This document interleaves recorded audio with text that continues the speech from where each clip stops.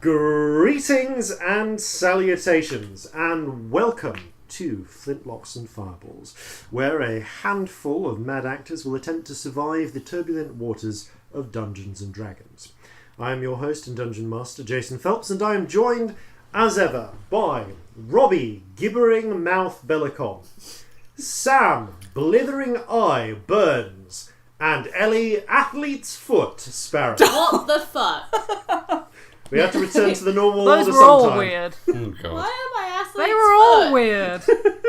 But mine wasn't. It didn't even. None of those were good. Didn't even follow the sound joke that you were making. I will admit to a sudden a dearth of inspiration on that one. It's okay, I'll give you a D6, I'm a bard, it's fine. Yeah. We're in person with Sam this week. Yes! We We miss are Robbie. back in sunny Devon. Yeah, we're in Devon. Every year Ready. Sam has a party for him and his dad's joint birthdays where we all camp in the garden and drink lots and sing in front of everybody. It's all the best things on one evening. It's lovely. So we're over here. Sadly, Robs is not with us. Yeah. But we do at least have three of the party assembled. For one, and unlike last time, we're not doing this at opposite ends of a ridiculously long dining room, with me narrating through a proscenium arch. That was scary. Yeah, we are actually all now gathered around a single mic. You were dramatically framed, though, it must be said. Very dramatically framed. In terms of dramatics this time, Sam has lent me a wizard's cloak. To wear, mostly for warmth, but also for drama. Yes. Drama is very important. It's very important. Yeah. Speaking of drama, this sounds like a good time for messages from the present. So, future from the us. Present? We're in the present. No, we're in the past. We're in the past. I know we are. So, Never mind. Bye. future Jason, if you can hear us, knock 3 times. Hello, it's Future Jason with messages from the present. To begin with, I'd just like to mention our latest sponsor, returning again this week, Libris Arcana.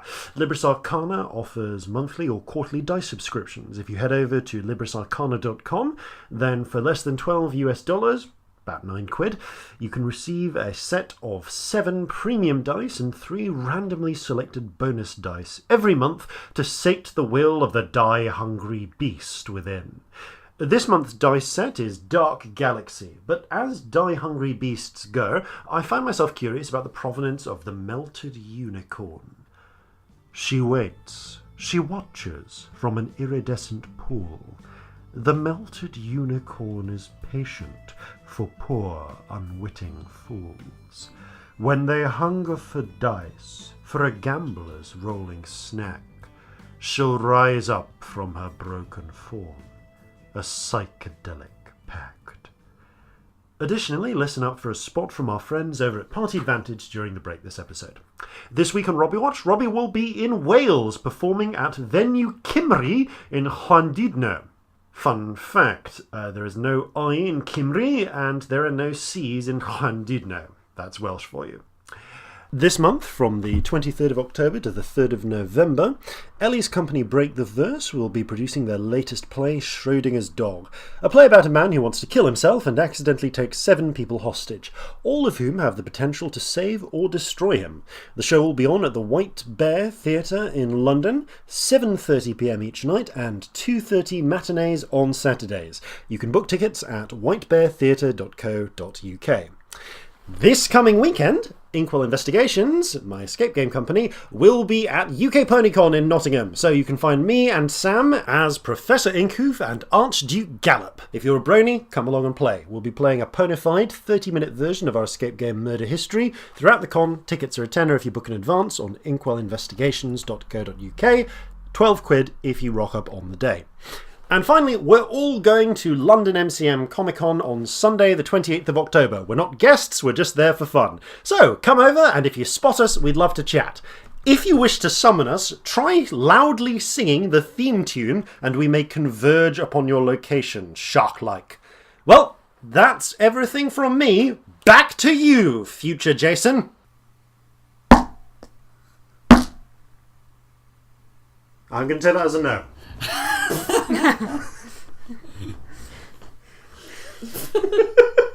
We're just all processing that right Yeah, now. I'm just... That's taking me a minute, I'm not going to lie. Yeah. Oh. Right. Okay, right. Unless we have anything else to say in the here and now. Nope. Don't think so. Okay, then. I don't want to die, Then so I it think was. maybe we should make up some things, but... Yes. All right. In that case, I'd say that it's about time for us to begin. Flintlocks and Fireballs. Our land stands on the sabre's edge. Our cities are a powder keg. Brother chains, brother, no one's free.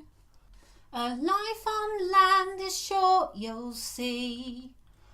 So gather your muskets, gather your spears, we'll plunder the shores of Calcinea. No kraken, storm or spell we fear, so come and sail with us, my dear.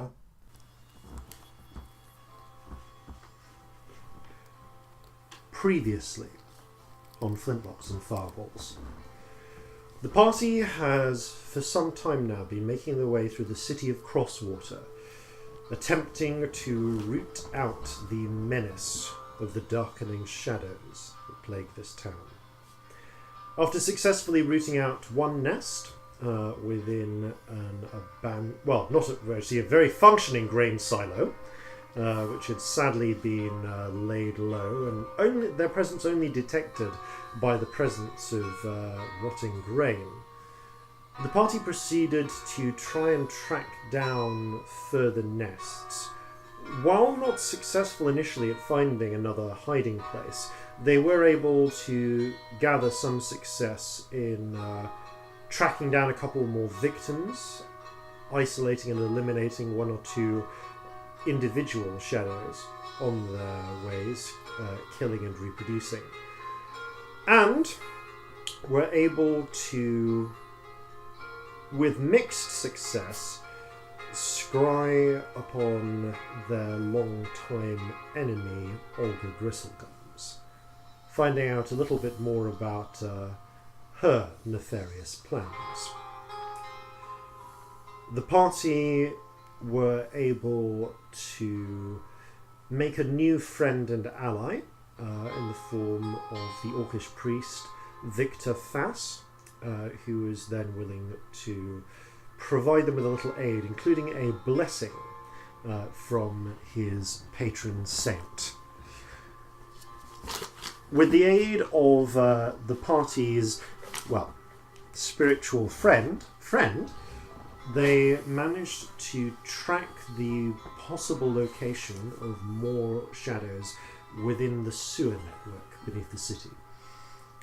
Heading down through the access way they'd been into before, they traced their way back to the sort of hub point between multiple major sewer tunnels where they had previously encountered the Chul. Finding the Chul's now suspiciously rotten body, they proceeded to investigate, only to find that a number of shadows were lying in wait. Before we begin combat, I'm going to remind you a little bit about the layout of this chamber. The chamber is mostly circular, and in its original design was a connecting point between four different storm drain tunnels going north, south, east, and west. However, as you had you entered from the southern tunnel, which is where you'd originally found them. You recall that the northern tunnel is completely blocked up with rubble and detritus that had been packed into place by the Chul's landscaping efforts. You have not proceeded down the western tunnel before. And the eastern tunnel, of course, had a portcullis which formerly raised and lowered until it was damaged in the battle with the Chul, and was since pried open through a mixture of force and heating, thanks to repeated applications of the Firebolt spell. The southern entryway is partially blockaded off by a heavy barricade of rubble with a narrow passageway offset to one side. You discover that this narrow passageway was rigged to collapse if someone passed through it incautiously, likely sending the whole barricade coming down on them. However, there is a very narrow, perhaps 2 feet between the top of the barricade and the ceiling, where 3 of the shadows, because of their amorphous forms, were ultimately waiting and hiding. To the north of the room, there was a human trap that had been set up in the form of a crate full of what the Chul perceived to be valuable items, booze and money, surrounded by two more sort of barricade walls, shielding it and forcing anyone going for the human bait to go through a narrow passageway, which had a trap with several sharpened thigh bones. The trap has since been sprung and consequently disarmed, but the barricades do provide a defensible position, and do indeed reach all the way up to the ceiling with those ones. So so that does represent a small choke space that could conceivably be defended. I was going to How say, big is the gap at the front? 5 feet. 5 feet. Okay. So it's just enough for one person at a time. That if we all stand in front of each other with Corzin at the front and me at the back, we can see over the top of each other. You can. There is about there are roughly give and taking a bit. There's roughly space for 3 characters to stand where the human bait was, like in that sort of area protected by the barricades. However, that is at the north of the chamber. In between the southern and northern barricade, there is a deep pit, about 20 feet deep at its lowest point, filled with sewer water, so it was not immediately obvious, although you have previously discovered the depths of it, and was indeed used as a stalking spot by the Chul. This pit continues all the way across the centre of the chamber. It only levels back out into normal sewer tunnel at the mouth of the east and west tunnel. What the 3 of you chose, upon making your way through the barricade, knowing that the pit was there, you chose to hug to the barricade walls. On that side, you managed to carefully clamber your way along. So the 3 of you... I don't think we actually made it over because I never rolled the athletics check for I it. think we started climbing. We were about to go and then we looked in the water. Okay. And because I remember not rolling the check and going, we haven't made it. Okay, fine. I know I'm going to say then that in order to have looked at the water, you sent the lights down. I think I was on a wall by You then. were on a wall. I think I started leading. The way this looks to me then, because I made some notes here, it looks like that Celestia, you'd started climbing to the barricade, so you're hanging on the wall, fairly securely, but you could be knocked off. Yeah. That puts either Corzin or Scamp in the middle of the sort of barricade passage gap on the southern barricade, and Scamp or Corzin respectively behind the barricade. I'm going to be humming Les Mis all night. Yeah. It's like fault. horrendously unhelpful. I can't stop. My brain just keeps going, beyond the barricades. No. Yeah. No. Regardless, one of you is in the choke point. One of you is on stable ground. Celestia, you are currently on the hanging. Yeah, you're hanging on the side of a wall. I don't think for long, if I have anything to say about it. But as I said before, there are 4 shadows you can see 20 feet below at the bottom of the water, where the 2 dancing lights you sent down there are now illuminating them. There are 3 on top of the barricade that you've only just noticed because of realizing with again the lights, and while this isn't a surprise round, it's still a surprise. Okay. So, So yes, So they the are. shadows are on the north barricade you trapped it, or are No, they... the 3 shadows are on the top of the southern barricade. They were literally Okay, they're squeezed in a literally- narrow 1 foot tall gap. Oh, yeah. Okay, and we're 'cause- in front of them. Yeah, I mean, you're in front of them. Whoever's in the middle, can I ask you to decide that? Who is standing in the choke point of the southern barricade? I think it would make sense that it was Corzin. Corzin then. I'm not entirely confident what you mean by a choke point. The 5 foot gap. Okay. So there's a 5 foot gap in the Yeah. northern barricade and a 5 foot gap in the southern one. That makes Right. sense. Yeah. Awesome. That's the point where the trap is that collapses the barricade. Right. Brain. But because you guys know where that Yeah. is, you can stand without setting that off. Yeah, I mean, to be fair, that would have worked if the person in question happened to be just blind drunk. I was like, ooh, Yeah. money! Yeah, the Chul was somewhat cunning, but perhaps not entirely understanding of humanoid psychology. Yeah. To be fair, the bone trap bloody worked. It stabbed Scamp. Yeah. Did you got really fucked up? We by didn't that. spot it. Yeah, and it would have been lethal if the Chul had been alive, because it restrained you as well. Yeah. Which would have been Yeah. fucking awful. So yeah, really, really Scamp, bad. you are kind of back on stable ground, just Okay. just to the south of the southern barricade, but you can see everything happening. Corzin, you're in the 5 foot space where the trap is, without setting the trap off. And Celestia, you are on the other side, hanging onto the wall, where you've just looked up and down and noticed this. Yeah. And are currently having the oh shit moment. So can I see round the corner to where the other Yeah, three... you can. I'm going to say your position, so you can all see everything. Right. Everybody's seen everything. Yeah. That's helpful. Okay, Yeah. Actually, super Yeah. helpful. Relevant to that, then, I think. There's my notes. I think this would make an excellent time for everybody to roll initiative. Oh shit. Oh no, I don't know which one Oh to use. fuck's sake, that was terrible. Ooh. Okay. Could be worse. Oh, that's actually pretty good. Mine's awful. Nope. Mine Okay, is. I'm gonna Oh, ask yours in is a moment. worse. I'll just roll for the shadows.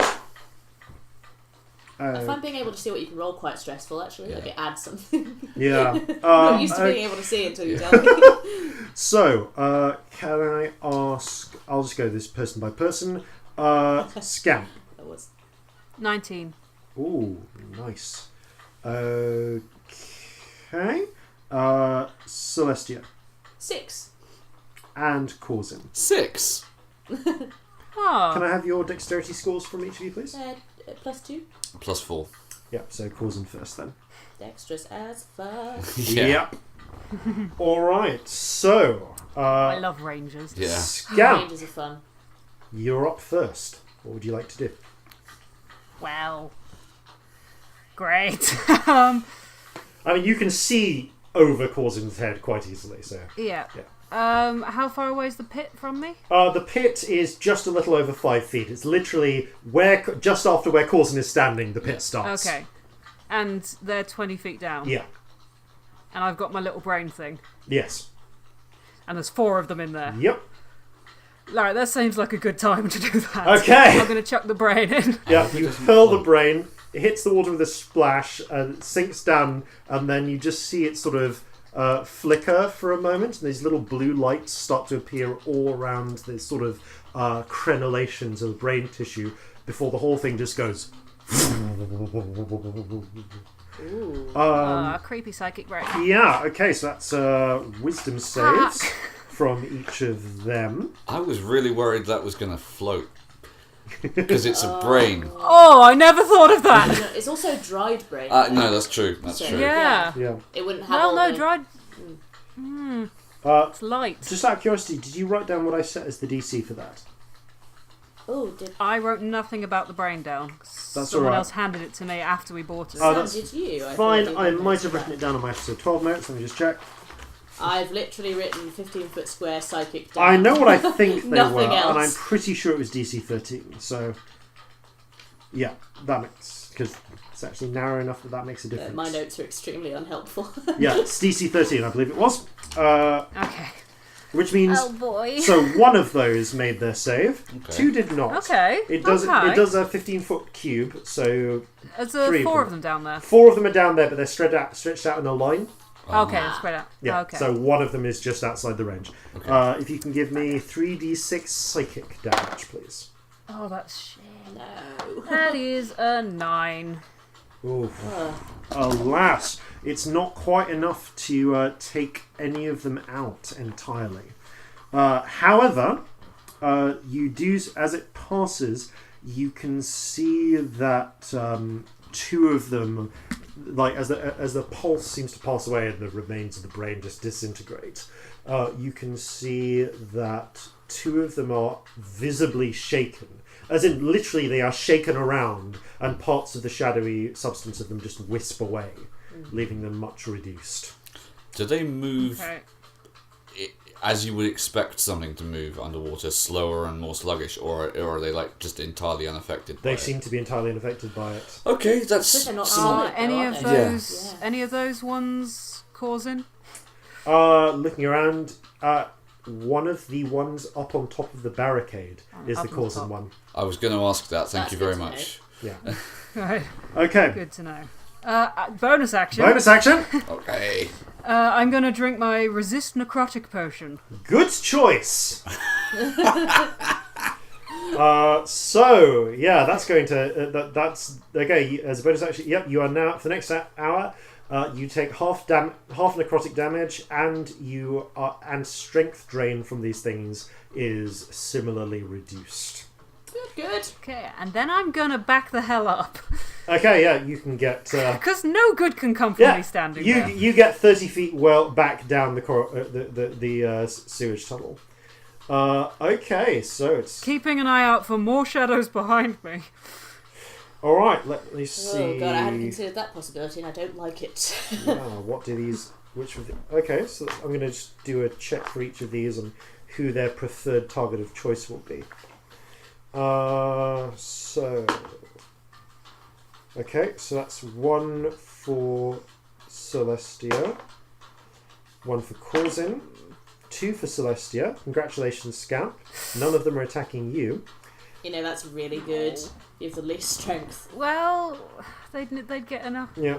They'd get an attack of opportunity if they tried to get past. And Yeah, then it's true. time for.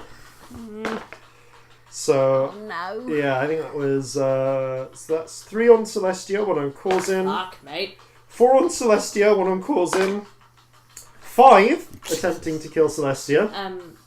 Please write her a good obituary. Yeah. Make it suitably dramatic. And yeah, two are going to attempt to attack Corzin. Alright. Good. Right. They've seen this exposed figure on the exterior. As if this is happening before I can take a fucking potion.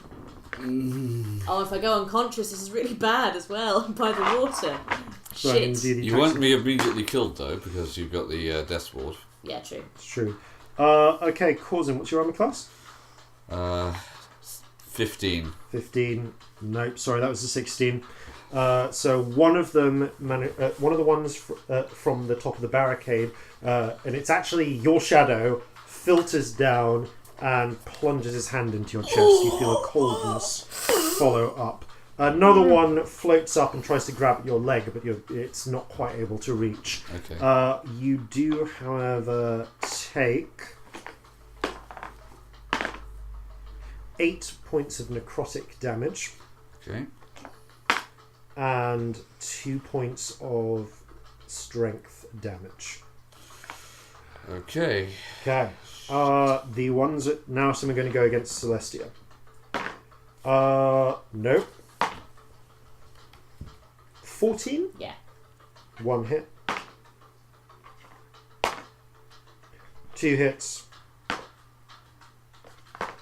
And 3 hits. Okay, that could have been worse. Yeah.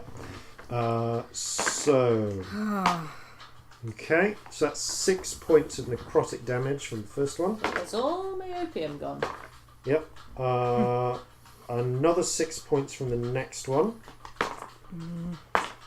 And slightly different die rolls on each one of these, but yeah, another 6 points from the third Weird. one. Yeah. Yeah. However, you do take 9. How much strength do you have total? 13? Well, you take 9. You now have 4. Shit, I'm fucked. Oh, What does that make my modifier? Your attack's a dex base though. You've got a rapier. -3. Yeah, -3. Thankfully. Okay, so I'm now at... Yeah, no, these guys These guys rolled high in their initiative check. Okay. I wonder if the mic's picking up quite how heavy my breathing is. Yeah, I'm getting a bit of it. I'm getting a tiny bit. So I guess you see Celestia, 4 of them go into her chest, and she goes and looks really, really bad. Do I manage to keep holding onto the wall? Actually, in all seriousness. Oh shit! Give me an athletics check. Yeah, because I'm not sure. Which I is would. Bearing in mind is now 4 less than it would be normally. 3 less. 3 less than it would be normally. 13. Okay, you hold onto the wall. Yeah. You don't start I punching. don't imagine very well, but yeah, you just feel as multiple hands just plunge into you, begin to suck power and life out of your muscles. You can feel your heart's beat just slowing, becoming glacial as all of this is drained from you. So, while that's happening, 2 are now kind of focused on Corzin. Basically, they're basically flanking you. One is by the water's edge, reaching up. One is and the version of you, your shadow is now standing by you, plunging his hand into your chest. And the other one's basically through the back. Yeah. Well, it's trying to go through the back, but it can't reach you. Yeah. It's it misjudged it. Yeah. However, 5 are now clustered around, just all around Celestia. 3 of them are almost they are basically either doing the equivalent of treading water. They're not exactly standing on the water, but it's more like they're just floating at hip height on the water. They're not making any effort to tread, but it seems that they can't just stand on it as if they're walking on water. Okay. So 2 of them are clutching to the walls. So there's 3 directly in front of Celestia, 2 either side of her. She's kind of surrounded by these things. Okay. Corzin, you are up. However, they are all functionally out of the water enough for attacks to hit them without worrying about water. I've penalties. got to get these 2 away from me before I can do anything for her. Otherwise, they are going to turn me into mincemeat. Okay. Yeah. I'm going to unsheath both of my scimitars into the Corzin clone in front of me. Okay, go for it. Right. That is a 16 to hit. Hits. Roll damage first. Okay. This is with death. That is 8 points of slashing. Okay, it slices through and takes off one of the arms, which flickers and filters for a moment before disappearing entirely. One-armed Corzin still remains. Okay. Next Other one, please. I grit. So I assume the other arm is in my chest. Yeah. Still. Actually, no. I will say that was the arm you took out. Okay, fair enough. That's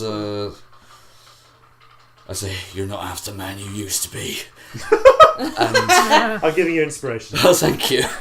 Can I use that inspiration immediately to re-roll that attack? If you could, I haven't said. I don't know whether the attack hits. So you can use that d6 now if you want. Yeah, sure. Yeah, I'm going to use it because I rolled an 11. So it might. Yeah, it might make a difference. Come on. That's a 15. That hits. Oh, thank you. And an 11 would not. So yeah, that was quite fortunate. No. Okay. Right, so this is just with the regular scimitar. It's somewhere around 12, 13, isn't it? We looked at that previously. Okay, Something like that's a 10.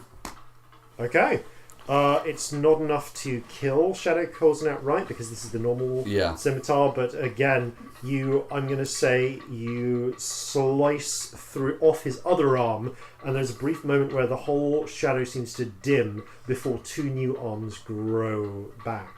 But he's now much reduced. Oh, that's just cheating, that is.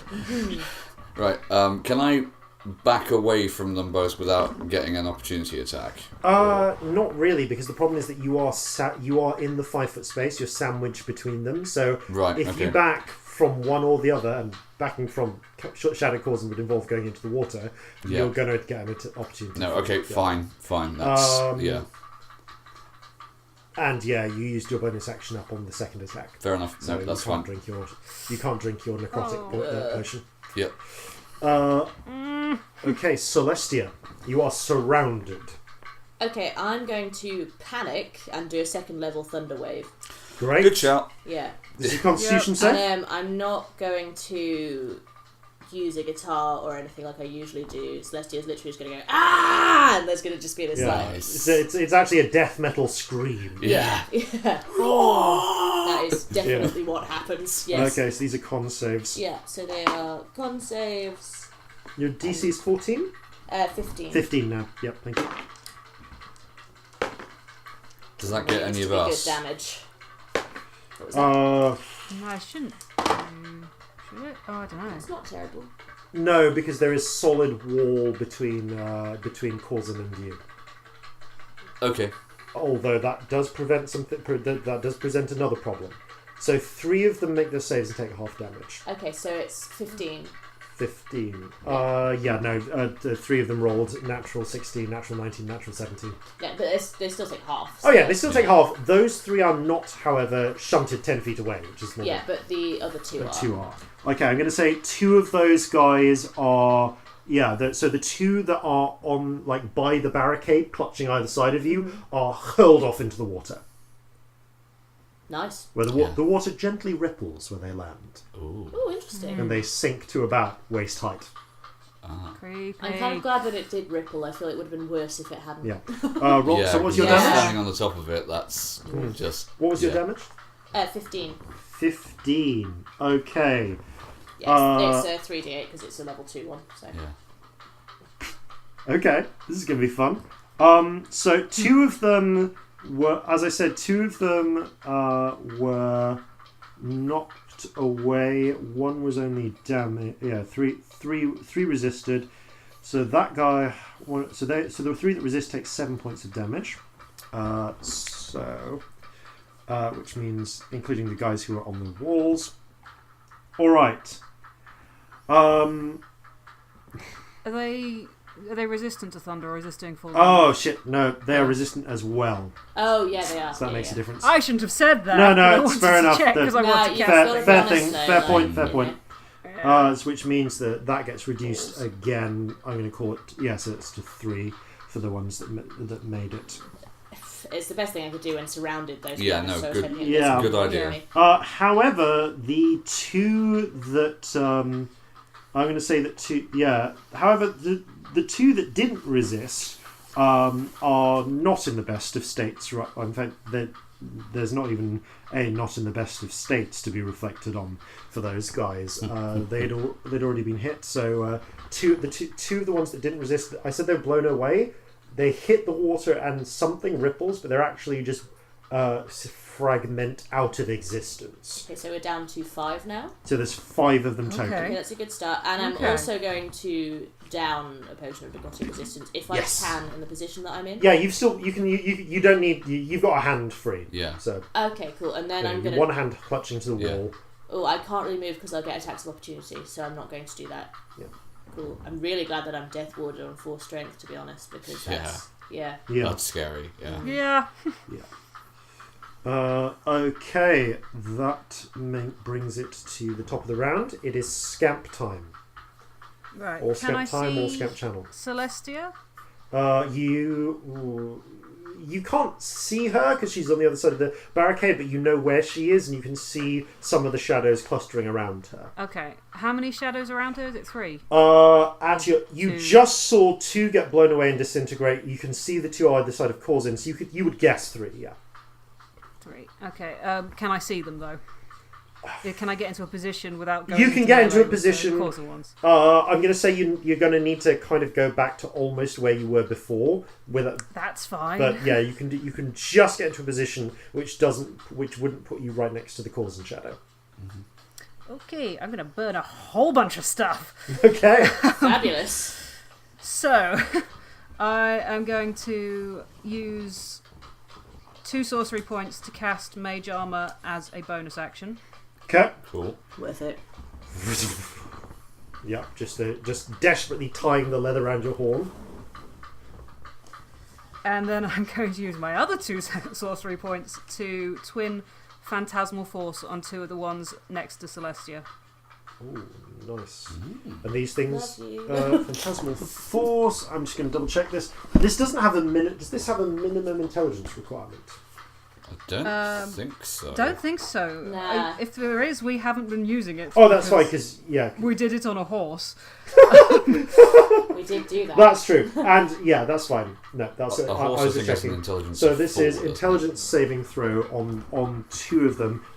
Sorry, was it the 2 of the ones attacking Celestia? Yes. Cool. Okay. So they make those at, I think, yeah, these things are not really very intelligent at all. So those are both failures, and then on their turns, so long as they don't leave their spaces, they take what? It's a 10-foot cube, the image, so Okay. I'm creating a wall of radiant light around them. Nice. So they think they can't walk nice. through it. Oh, Yes. okay.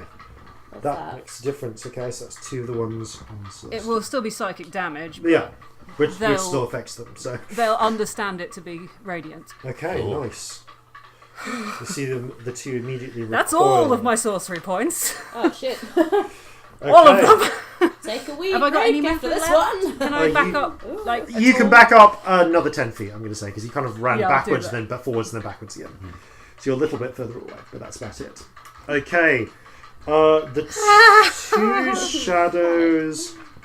the 2 shadows would basically try and run in this situation, but roll d6 psychic damage for both of them, please. Okay, 6 Cool. and 1. Okay. Oh. The extremes here. Great. Yep. Okay, they seem to both react as if burned, but yeah, these guys would try to look for a way through the radiant force to escape. They do have a sense of self-preservation, so this is their investigation checks. So one of those was a natural 4 and the other was a natural 20. Okay. Again, The extremes, yeah. Yeah, the guy who... Though actually the one that was more damaged, unfortunately, was the one that realised this is an illusion. Okay. And at the point where he realises it's an illusion, it no longer deals him damage, unfortunately.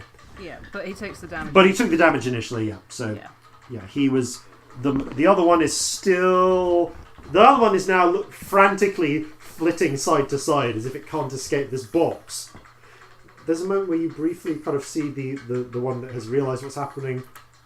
It's the silhouette of its head glances over slowly, and it sort of raises its hands in a seriously what kind of gesture before shrugging and going back to hassling, though it can no longer attack on this turn, Celestia. I feel like it almost does like a glance to camera. Yeah. Wah, wah.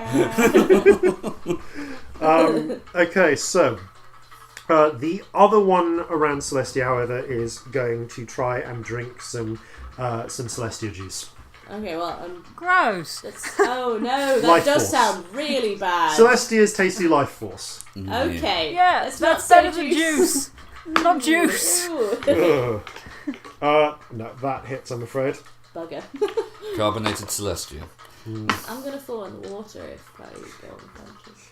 Okay, so that's 11 half to 5 necrotic damage. Oh, I'm still up, shockingly. Oh. Just. And 2 half to 1 strength damage. Okay. Okay, so that potion is I'm now really... at Yeah. 3, so does my modifier go down? I'm having maths trouble.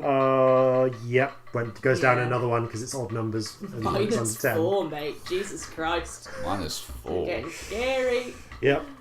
The 2 on Corzin are going to try... who's more dangerous? Come on, I've just cut this guy's arms off. Yeah, Counter Corzin is going to attack you, Corzin. Okay. Nega Corzin. Yeah, Nega Corzin is after Corzin, and that is a 16, I'm afraid. Yeah, that'll hit. Yeah. So you take 10 necrotic damage Ouch. Okay. and Yeah, 2 running strength damage. How much? 2 strength damage Right. as it plunges its hand back into your chest, and it looks almost as if it's starting to grow a little bit stronger. Not significantly stronger, but it's darkening a little bit. The other one behind Corzin, however, is going to flit past Corzin, provoking attack of opportunity. Okay, definitely slashing out at that one. Yep, slashing with death. because it's going to go and try and get Scamp. That's a 15. That hits. Roll Yes. damage. Fuck. 6 damage. Okay, it's you as death passes through it, it leaves a gap which only slowly refills. Okay. However, it's got enough movement to get to Scamp, because these things move faster than humans, and it's going to try and plunge its hand into Scamp's chest. This is a weird one. Okay. How so? Corzin. Yeah. So this is kind of, because I'm rolling how to rule this. Corzin, can I ask you to make a dex save for me, please? Yep. And I'm going to ask Celestia. Both of you make your dex saves with advantage, please. All right. 23. 12. Oh no, Fail. 14. Sorry. It's a save. Success. Fail. Okay. So that one succeeds. As it passes through, because it rolled a natural it sets 1, the bloody trap off. it just managed to move in just enough of a way that the bit of bone and wood holding the barricade up Shit. is dislodged. You hear there is a as the barricade begins to suddenly crumble and slide. Celestia, you throw yourself into the water. Corzin, you have a choice to throw yourself onto the land or the water, but you've got a snap decision. Water. You throw yourself into the water, but neither of you take any damage. Yeah. One of the shadows manages to flit out into the water as well. Right. The other 3 were less fortunate, including Nega Corzin and the one that just set the trap off. So let's total this up. 8, 15, and so they take 24 halved to 12 points of bludgeoning Bloody damage, hell. Nice. which is enough to total all 3 of those. Yes. Wow, how many are we on? 1. There's 1 shadow left now. Okay, good, because I'm fucked. Yeah. Frankly. You didn't take any So damage, fucked. managed to pull out of the way in time. But yeah, those 3 are just buried under a collapse of rubble, old bones, bits of brick, and you just see that their shadowy forces are just winked out through, while not necessarily as effective as if they were living, still somewhat effective repeated blunt force trauma. Right. However, the barricade has now effectively sealed the southern entryway. Bollocks. So Scamp is now separated off from the pair of you. You'd have to climb over and squeeze through the barricade. Climbing's going to go so well right Yeah, now. in order to get through that way. The other ways out are east, west, but no longer Dennis. Okay. So you can go. So you can go east. Yeah, there's the east corridor. Still has the ruined portcullis, which you know you can all fit through. Mm-hmm. The west corridor is just open and unbothered. I think I'd rather go portcullis than try and climb with -4 strength, to be honest. Yeah. So that's their go. Just a quick clarification, Jason. Yeah. The amount of strength damage that we've taken reduces our score. Yes. Not our modifier. Not your ability modifier. Okay, fine. Just And your modifier reduces according to the score. Yeah. yes. Yeah. Okay. Which is why I've been asking every time, because Yeah. I've been having trouble with Because I it. was going to say, if it was the modifier, that's terrifying. Yeah. No. Awful. Yeah. No, it's based on the score. Okay, so that makes it Corzin's go. Corzin, you are now treading water. Roll a luck check for me. Okay. 15? By the grace of the Regent, the way you fell, just sort of the blunderbuss is not soaked. Roll me another luck check, because I want to see how the carbine is, though. 10. Okay, I'm going to say that the carbine just made it. So you've Okay, landed. I'm like you've doggy landed. paddling Yeah, in the you landed waters. face first, Yeah. and both of them are strapped to your back. Yeah. And now I'm like doggy paddling frantically in the water, trying to keep them both above the thing. Because, you know, the butts can get wet, that's fine. It's just if the mechanism gets in. Yeah. It's your to go, Corzin. There is one shadow left that is now sort of waist high, just standing in the water. I'm going to say about 10 feet away from both you and Celestia. Right, I am going to make for the side as quickly as I possibly can. Okay, easiest one for you to make then is to get the portcullis side, which you do. I'm going to say it uses up 15 feet of your movement, just because of... Alright, so he's far enough away from me now that I couldn't make it to him in this... No, it's that, like, the I'm going to say, like, the edge is 5 feet away. Yeah. But it takes 10 feet of movement to cross the water because it's difficult terrain. Fine. 5 feet to get up onto the side because you're climbing up. Yeah. He is 10 feet total from you. So to get next to him, you would have to use probably, I'd still say 5 feet of movement because you only need to get within 5 feet of him. Right, okay, so I couldn't quite get within melee. You could get within melee, or you can get to the edge, but not both. Because he's in the middle of the water. Alright, I'll get to the edge, and I'll take the blunderbuss off my back, load it with a slug. Okay, make an attack roll. There's one left, you know? Fuck it, yeah. Okay, so that's gonna be... it's dex based, so... Oh, that's good. That's 23. Okay, that hits. Roll. I believe it was 3d6. Yeah, 3d6. Kill it. Damage. And this all ghost touch as well. So. Oh yeah. Fantastic. Oh, 2 of those were 1s. 4. Oh.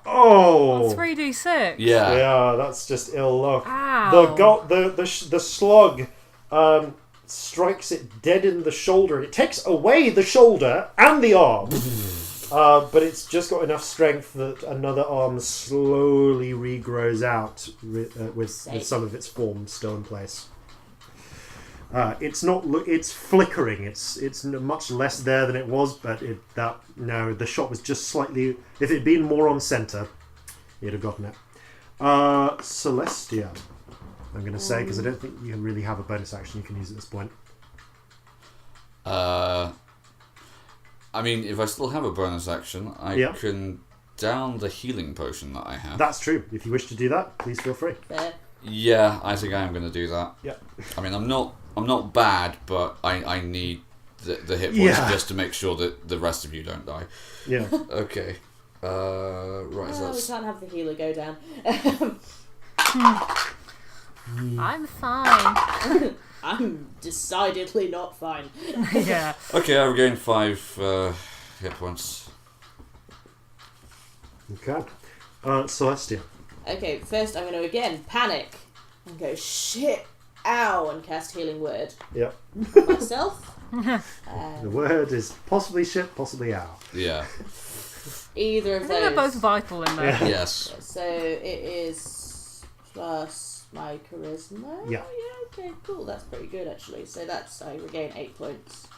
Awesome. So I'm much more okay in the hit points department. And I'm gonna look up at the shadow from in the water. I'm gonna say, by the way, I think my flintlock is wet because I don't think with -4 strength I get a check. Yeah, I just rolled a luck check for you and no. But I don't think I would have had the bonus even of my so. luck. I rolled on the off chance you got a natural 20, but no, it's solid. I don't think that I would. But you do have the means to dry it. I do. I have prestidigitation, so after this we're fine.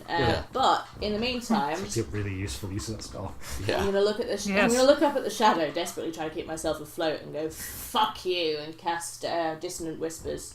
Oh, nice. Psychic wisdom save? Yeah. Yeah, that was a 3. Excellent. Let me check. Let me check what the damage is. So yeah, it's 3d6 psychic damage. So come on, we can get rid of this. That is 11 damage. Okay. All of you hear Celestia kind of go, fuck you, and then it's like you hear her voice reverberate and echo. So it's as if there's several Celestias all at slightly different intervals going, fuck you, fuck you, fuck you, fuck you. And the shadow's form seems to reverberate and suddenly it just breaks apart. Nice. It's kind of like what Dr. Manhattan does to a major character at the end of Watchmen. Okay. Yeah, like that sort of moment where he just tears into pieces. Right. That's super cool. I like. I like your half spoilers. Yeah. So that's Celestia. I think you've used your bonus action. You've got enough movement to get to the edge where Corzin is. If you want to go. I would like to get out of the water. Okay, yeah. You get out of the water. You're up there. Can I have everyone, Scamp with disadvantage? Please make a perception check. Shit. Fucking bollocking 9. 10. 15. Corzin. As ever, Corzin's the one paying attention. This always happens. Always. Emily! My passive is 14. A full 120 feet away, down the western corridor. So down on the opposite side of this pit of water, all the way down down the other sewer entrance, you can see a group of 4 shadowy figures returning now to their hideout. All right. You are uncertain whether or not they have spotted you. Okay, so this is like directly. You can only this is it's hard, and you're working off the very limited light from the dancing lights, but you can just see something in the quality of the shadow far away. Right. Okay. It's more to do with your range of with your sort of primeval awareness. Okay. You've sensed the undead before, and you just from when these things were inside you, and you just get a lick of sense which goes, wait. Okay, alright, I'm gonna try and help Celestia out of the water as best I can. So I imagine it's not easy. She's fucked. So we're still in initiative. Yeah, what I'm gonna say also when I see this is, we've got to get to the side now. Now! Go! Okay, Scamp, you can hear Corzin say that from the other side of the barricade. Can I see these things? You haven't seen anything yet, but you can hear that there's trouble. I'm going to say that a dash action can get you round to the other side of the palisade. Just going Can I see through? Is the you can completely sealed, or is there gaps? There's gaps you can see through, so you can see what's happening on the other side. Most of my stuff is ranged. Okay, yeah. In which case, you can basically clamber up onto the barrier and sniper a bit. I will do that. Yeah. Can I see these shadows now? They've been make a perception check. Implied to be. Make a perception check. No, I see nothing. Okay, That's a 5. No, you can sense. You can see that. Corzin is looking down the western corridor. So you guys are up on the eastern side by the portcullis. You've both clambered up onto the side We're by the out of the water. Sorry, so you're by the portcullis, out of the water, and you can see down the opposite side, the one corridor that's not blocked. Right, I am going. So if we're looking straight ahead from the portcullis, they are on the one And now that you are up and looking, and Corzin is pointed in that direction, Celestia, with your dark vision, you can clearly see the 4 of these figures. Yeah. Right. What I'm going to say then is we've got to get to the side so they don't see us immediately, and we can lay and wait for them there, and if I have the time, I'm going to reload the blunderbuss. Okay, you do. I'm kind of tempted to properly set the rules for reloading the blunderbuss. It's a turn, you said before. Yeah, so the thing is, and I'm going to say this now, because the blunderbuss works a little weirdly compared to other guns, because the rule with the carbine and so on is that it is... it's a loading weapon, so it fires once a round, regardless of the number of attacks you have. The assumption is that even if you're fast enough to get 4 shots off with a bow or stab someone 4 times, it takes that long to just plunger the damn bullets in. With the blunderbuss, it's actually a little more unwieldy. So I'm going to set now that you can only fire it once on an attack action, and it takes a bonus action to reload. Okay. Because that seems fair. Because this thing it's a hand cannon basically. It's involved. Yeah, it's more I would have been putting grape shot in it this time. It's more cumbersome to reload. So okay, but you guys reckon you've got at least a round before these things arrive. Yeah, because it's essentially I'm taking the time to go. Okay. So where do the two? So Scamp, you're in a position behind the barricade. If you want to hide, you make your stealth check with advantage because you're in a good position. Ooh, those were both really good. 23. Nice. Lovely. Okay. I am not that stealthy. Yeah, you guys don't get advantage. There's but where do you want to try and hide on this side? What turn are we on? Are we still? We're still in the turn where they're approaching. Okay, cool. So I would like to, hide behind the portcullis best I can. Yeah. In fact, these guys, like because of return order, these guys are now 80 feet away because they're not moving at a rush. Yeah. So I'd like to hide behind the portcullis best I can and prepare to do. What should I do? Like, second level dissonant whispers.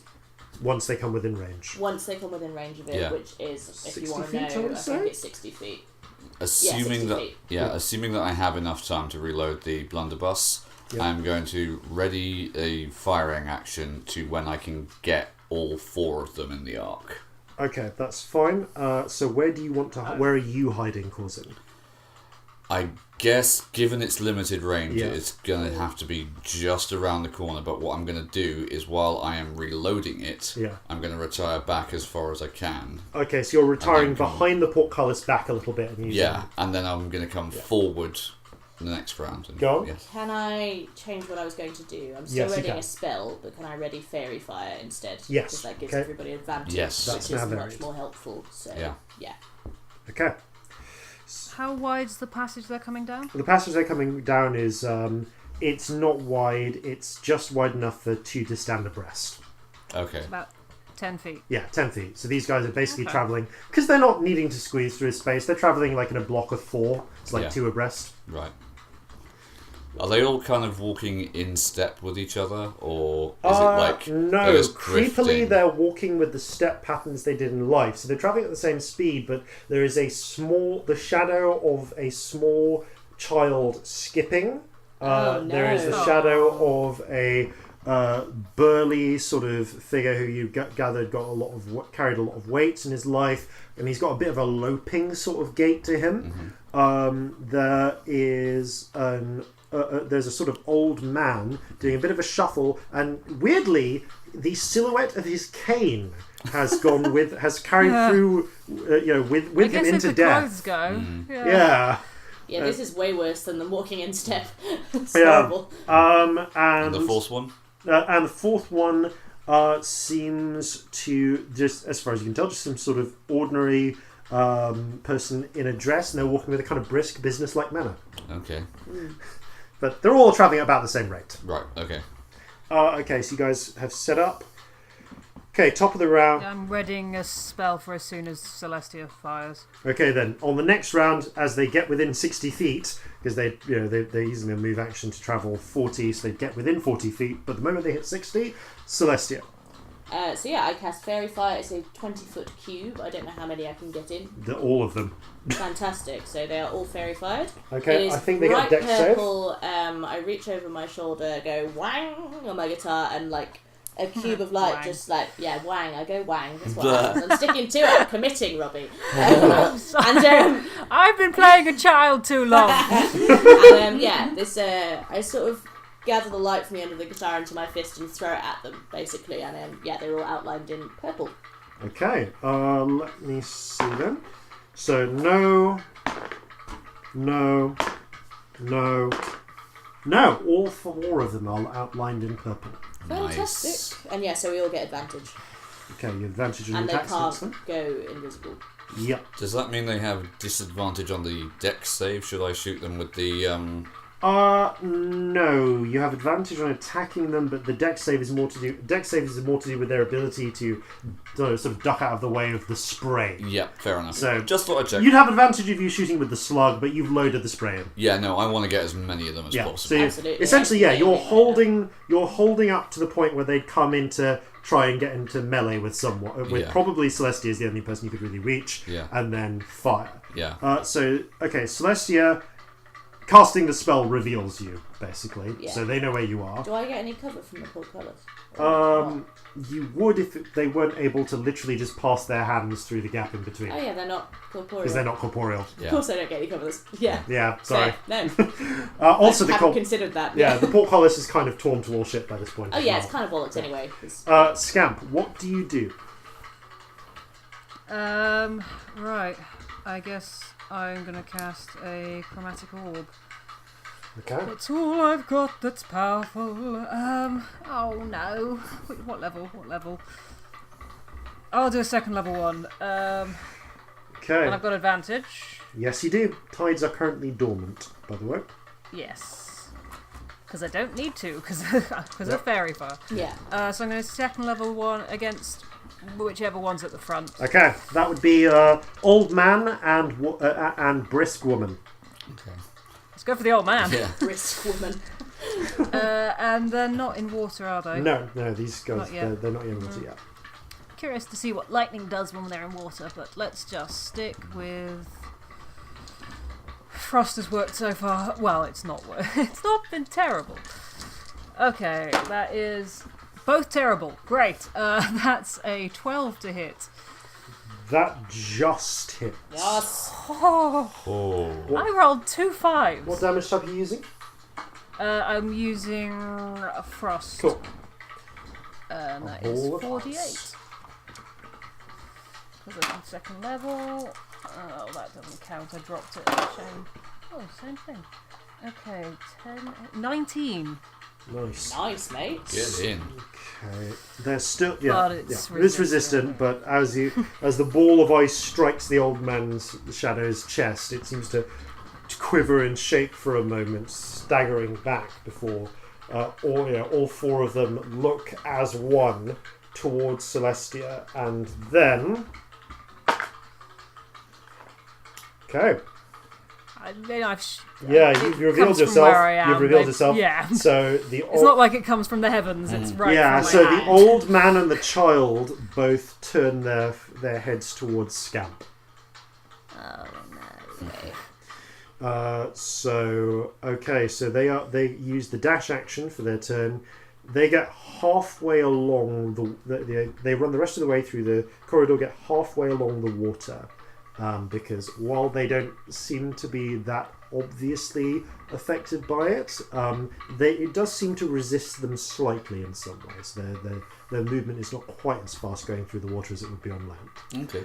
Good to know. It wasn't immediately obvious during the initial ambush because they were only 20 feet down and they got 40 feet of movement anyway. Yeah. Yeah. Okay, so I mean, Corzin, you can continue holding your action in waiting. They don't. I didn't actually get a stealth check from you. Can I get a stealth check from you? Yeah, please? you can. Natural 20. Yeah, Hey. they don't seem to have noticed you in the slightest. Okay. So you can just continue holding that. I am bonus waiting action. until they're all four in, and then... Cool. Yeah. Yeah. Okay. So Celestia, you're up next. Oh god. They are currently about, I want to say, 30 feet in total from you, because you're right behind the portcullis. Where is Corzin in relation to me? Corzin is Corzin is basically hidden right behind you, so that you can cool, just cool. pop out and portcullis. Yeah. Pop out and shot and blunderbuss. I should Yeah. say. So I'm going to go for the one that's looking damaged. Okay. Yep. The old man. And I'm going to say. What was I going to say? Which is the damaged one actually? The old man. I'm going to say. You're too old to be fucking alive anyway, but I'm going to cast Dissonant Whispers at him. Okay. I don't think he's technically a. was Never cocked. mind. Shut Okay. up! Roll damage. That would be.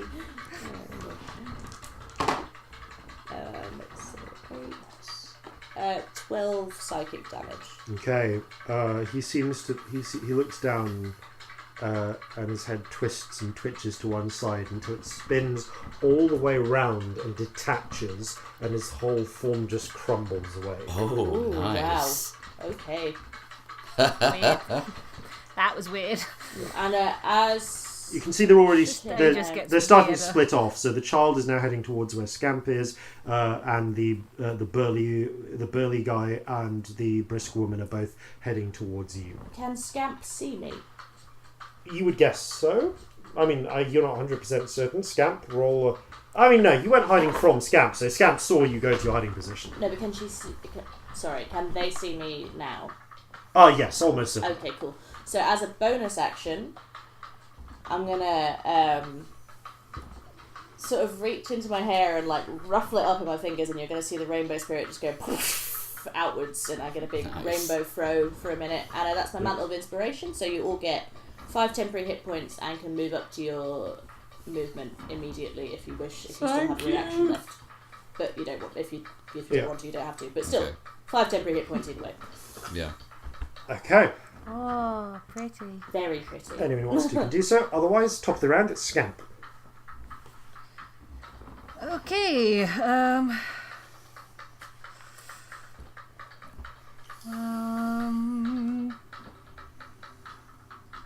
Sod it, let's just keep using spells. I'm going to do a level 1 chromatic orb at the little girl, and I'm going to feel really bad about it.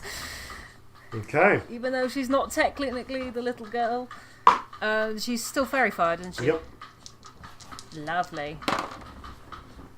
Well. That's a 9.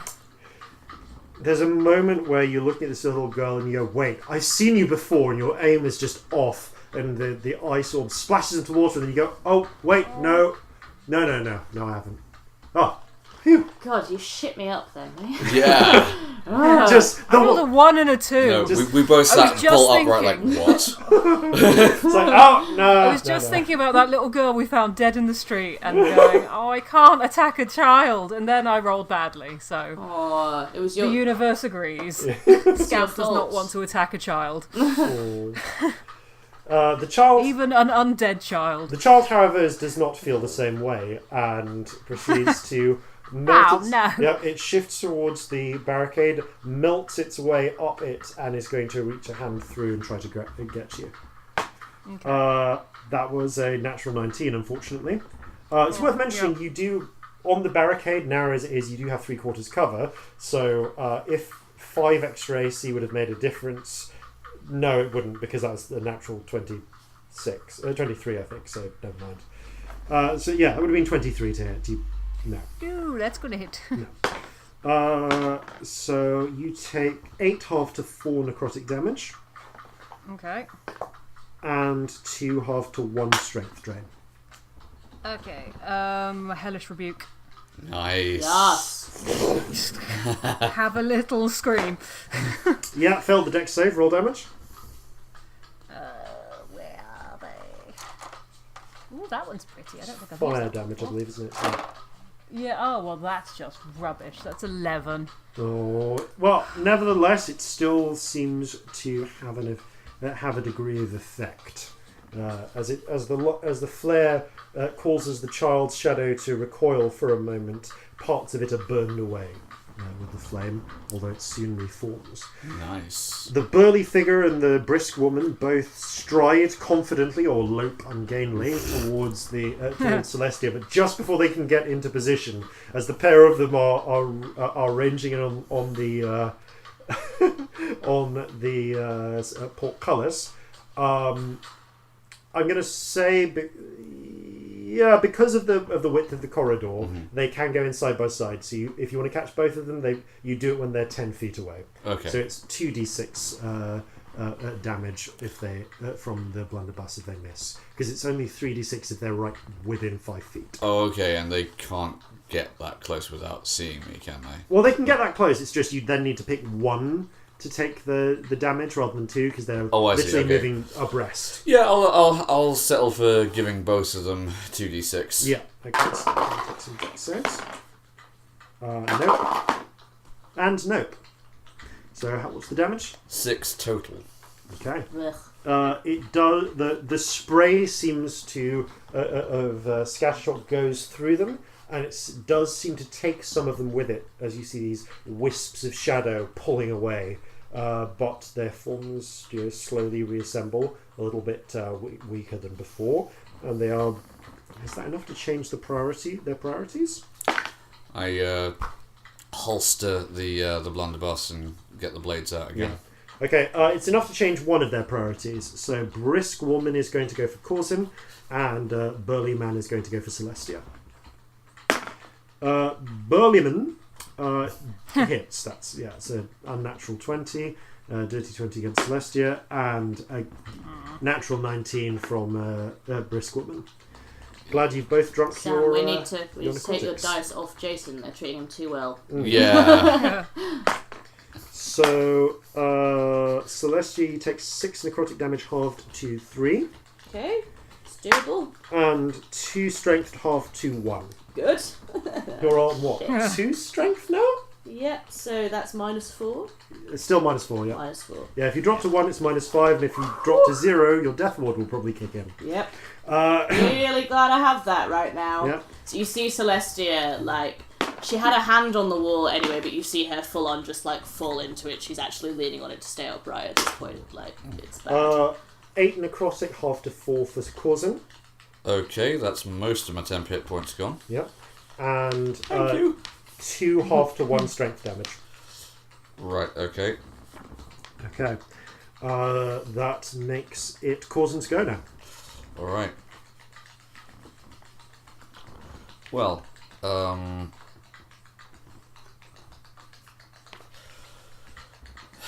well, she's got to be in physical contact with me to be doing this, so yeah, I'm going to slice and dice with the scimitars. Go for it. Natural 1.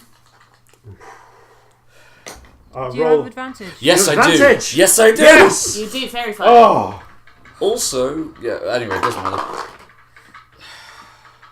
Okay, right. That's Not a 9 crit failure. total. Yeah. Yeah. Yeah. I could have re-rolled that anyway because halfling lucky, but never mind. Yeah. But no, with advantage. So no, that's a. She's just a little bit too close, and you're not quite able to get purchase on her. Regular one then. Regular blade now. Natural 20. Hey! Well, let's make it some that way. couldn't have been the other way around. I know. Roll your die and double it.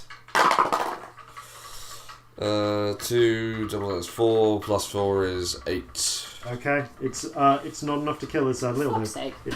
Yeah. So annoying. But it is. You do at least cut off the hand which is plunged into your chest before it reforms. Yeah. She is weakened. Celestia. Ooh, I'm feeling really bad. I'm gonna panic for the 3rd time this fight. And do... there's one still near me, isn't it, Burly Man? Yeah, Burleman. Okay, so Burly Man is still near me, so it's not very intimidating. I'm leaning against a wall looking really, really shitting bad, and I'm going to look at him and go, get away from me, and I'm going to cast Dissonant Whispers at 2nd level. Okay. Because I'm panicking. That's 13.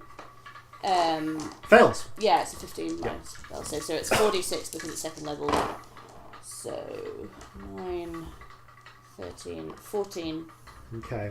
And it's psychic damage, so I don't think he's resistant from what you Okay. said. He raises a meaty fist, one hand, and punches towards your heart. And just as it's reaching, his form just seems to shiver for a moment and crumbles. Nice. Good. I lean on the wall some more and shake. You sag to the side. I Okay. think if there's anything I can do with a bonus action. How many are left? 2. The It's brisk the little woman girl. and the child. Yeah, and brisk woman. You're nearest me, Corzin, so... which one is near you? Brisk woman. I'm gonna turn to you, and I'm gonna go, take her out. She looks like she was an asshole when she was alive, and you're gonna get inspiration. Oh, thank you. Cool. So, D6. Yep. Okay, so Scamp, the child, is trying to murder you, and by this point, has probably slipped through the barrier gap so that so that they're next to you, because they can do that. They can just melt through. Oh, sort of gaps. T1000 style Yeah. through the bars. Oh. Oh, that's horrible. Yeah. Yeah. Whoa. But the good news is, at It's least such a good film. Yeah. the good news is, at least they don't have heavy cover from you. Yep. They're still fairy fired as well. Yeah, still Yes. verified. So But they are in advantage. melee. Yes. So it's going to be a straight roll if I want to do anything substantial. You have a dagger, don't you? I do. Do you have anything else? Pointy stick, harsh language. Stick a horn in it. Yeah. Got magic. I'm going to stick with magic. Okay. Fab. Yeah. Because none of my stuff is... while I've got spell slots, let's just do another chromatic orb because it's just a straight roll. Okay, go for it. Discussion for another time. Okay, that was will hit. What if Scamp did actually headbutt somebody? What did you That would get? be interesting. That's a 22. Yeah, that hits. Roll damage. Nice. Cold Just again? level 1. Yeah. Okay. Seems to be working. Ish. Oh, well. 7. 1, 2, 3. Out of a potential 24. Oh, Oh, that's terrible. That's really, really bad.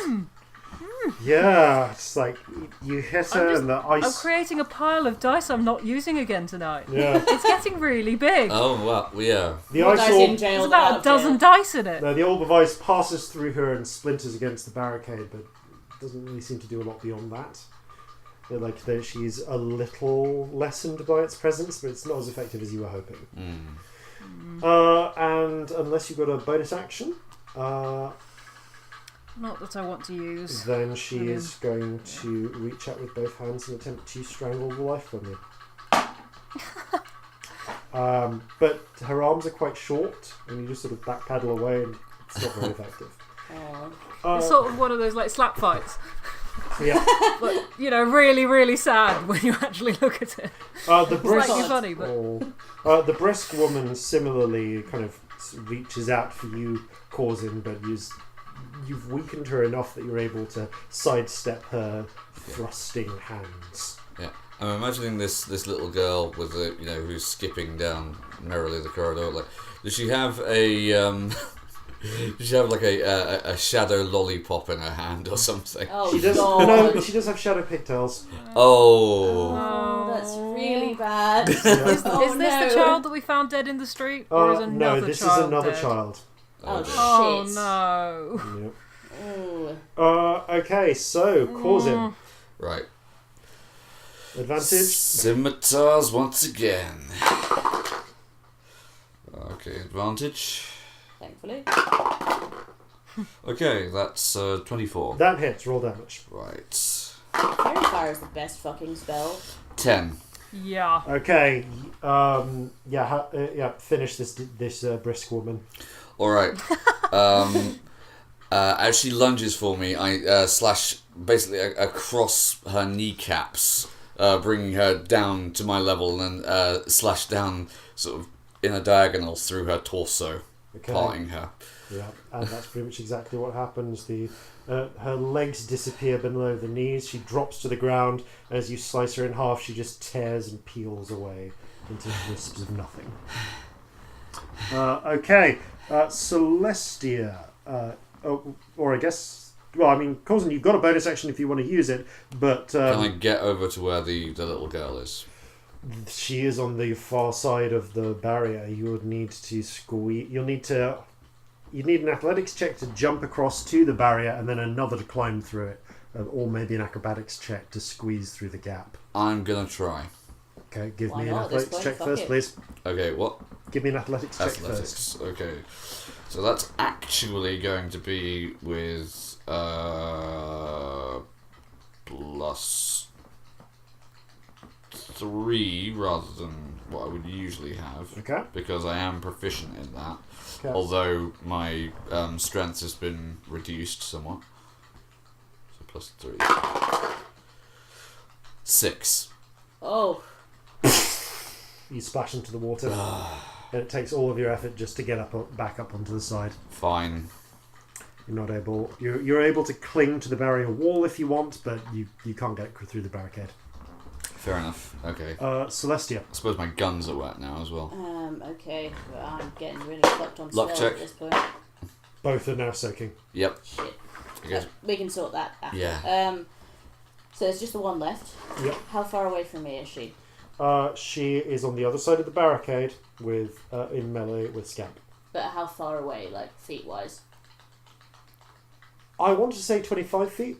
Okay, that's fine. So I'm gonna use my favourite spell today again. I'm gonna say, you know, I always fucking hated pigtails, and I'm gonna cast Dissonant Whispers at her because I'm Love a it. pesky little shit even when I'm nearly dead. Natural 2. Roll damage. Yes. Okay. So 11, 14. Okay. How do you want to finish this lady? Well, this small child, in fact. Yes. I like to think that she hears me, and her hands sort of go up to her pigtails, like she's really upset that I've insulted them, and she pulls on them, and then as she pulls, her head comes apart, and then her body comes apart, and then she floats away on the wind. She just tears herself down the middle like she's unzipping. Oh. It's distressing, I imagine. That's like the second or third time this fight where we've given Jason something that's pretty grim and he's made it worse. Oh yeah. Yeah. Because Scamp really needs more nightmares. Yeah, Scamp, as you watch this happen, this is just, oh god, this is horrifying. This was already horrifying. Yeah, and then you can just hear the faint ghost of a sort of...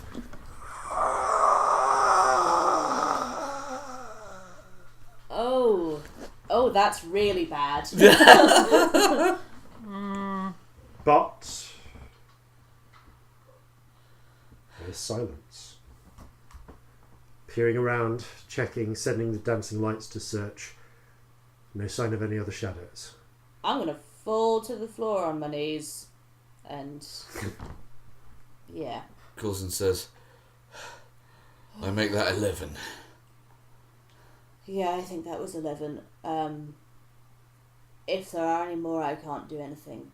We need to get out of here because I can't hardly stand up. So, right. And I've got no magic. I'm fucked.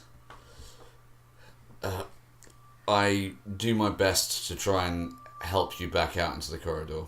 How? It's so tiny. All right. This is what I'm imagining. Well, I'm imagining. What are you picturing? You're holding onto the wall right now. Yes. I've come by you. Essentially, what I'm imagining is I'm going to take your hands and I'm going to place them on my shoulders. Oh. So as I'm walking, you're kind of leaning on me for support. You're like my Zimmer frame. Basically, I'm your mobility scooter right now. Oh, that's adorable. Yes, that definitely happens. Yeah, it's just sort of. I'm heavily leaning on you as well. Like my legs barely. I've still got at this point. +1 strength modifier, so it's like. It's bad. Yeah. You meet back up in the porthole I imagine I corridor. fall a couple of times. Yeah, well, we're going very slowly. Yeah, it's not. Scamp, you make your way round to meet them. Yeah. All right, hold on a second, you two. There's something I've got to do before we leave. And I am going to spend a spell slot to use Primeval Awareness to see if there are any more undead entities within, I think it's a mile. A mile, yeah. Okay, you focus, you let your awareness, as you touch the ground, you just let your awareness pulse slowly, stretching out, feeling just the little preternatural senses of anything that might be beyond, anything within a mile radius that might register in your senses. Okay, one moment. I'm just going to get something. It'd be useful on this map of Crosswater, actually, if we had a scale. It would, and I'm not going to give you one right now. Oh, you can just tell us something. I know, but just... I'm looking for my phone, if any of you have seen it, because I don't have the monster manual with me today, and there's something I need to check. Okay. Do you want me to look something up? Or is it something we shouldn't know? No, it's definitely something you should not know about. Okay, because I Thank you. have a monster manual here. Okay. But Okay, I'm gonna say then that something pings up. Okay. Within a mile, I would Within a mile. kind of be surprised if it didn't. But Yeah, it's weird. It's not undead. okay. Something that you've never actually sensed before. All right. Because it's undead, fiends, aberrations, fae. But you have to specify, don't you? No, No, it's anything. Oh, right, pings up okay. Anything of those. Yeah, And literally you get to anything. know what type it is.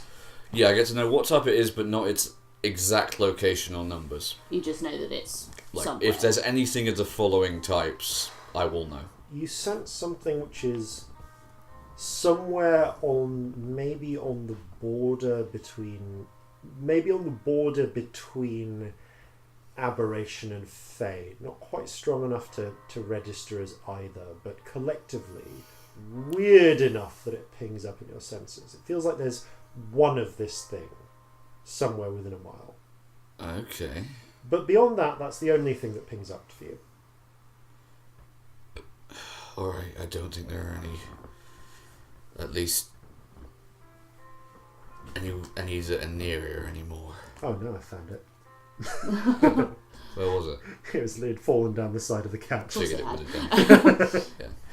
Well, that's good, because I can't deal with them. I need to rest. I need to stop. We should probably get out of the sewers. Let's though. get back to the surface. Yeah. It takes a long time. Yeah. I don't know if there was some way we could leave, like, some way of knowing if they came back, if there were more. I've Like, got nothing. There should be a spell that does that. Well, I mean, if it's within an hour, you could leave your friend here, couldn't you? He's done for the day, I think. Pretty That was much. today, wasn't it? It was today. Yeah, that's alright. Sorry, old chaps, but he says, knowing that only Scamp can actually hear him. Yeah, sorry, but I'm all pooped out. Can only manifest You for talk so funny. long. I know. Yeah, Corzin, half listening, goes, who talks for... Oh, right. Celestia's not even in the building at this point. She's just Yeah. holding herself on a Yeah, wall yeah. and, No, it's and still on you a going. little bit. It's just, For about that's- 30-40 minutes, you drag yourselves back up. It's not even noon yet. Fuck's sake, man. Alright. Like, there's What bright... time's sunset? It's harsh sunlight coming from above. No, it's not sunset. It's like maybe 11 And what o'clock. time is sunset? Oh, sunset is around about 6 o'clock again. Same time as before. I think. Oh, so more than So, 8 hours would be dark if we took a nap now. I'm going to push this and say that you could long rest and wake up and be ready maybe 20 minutes before sunset.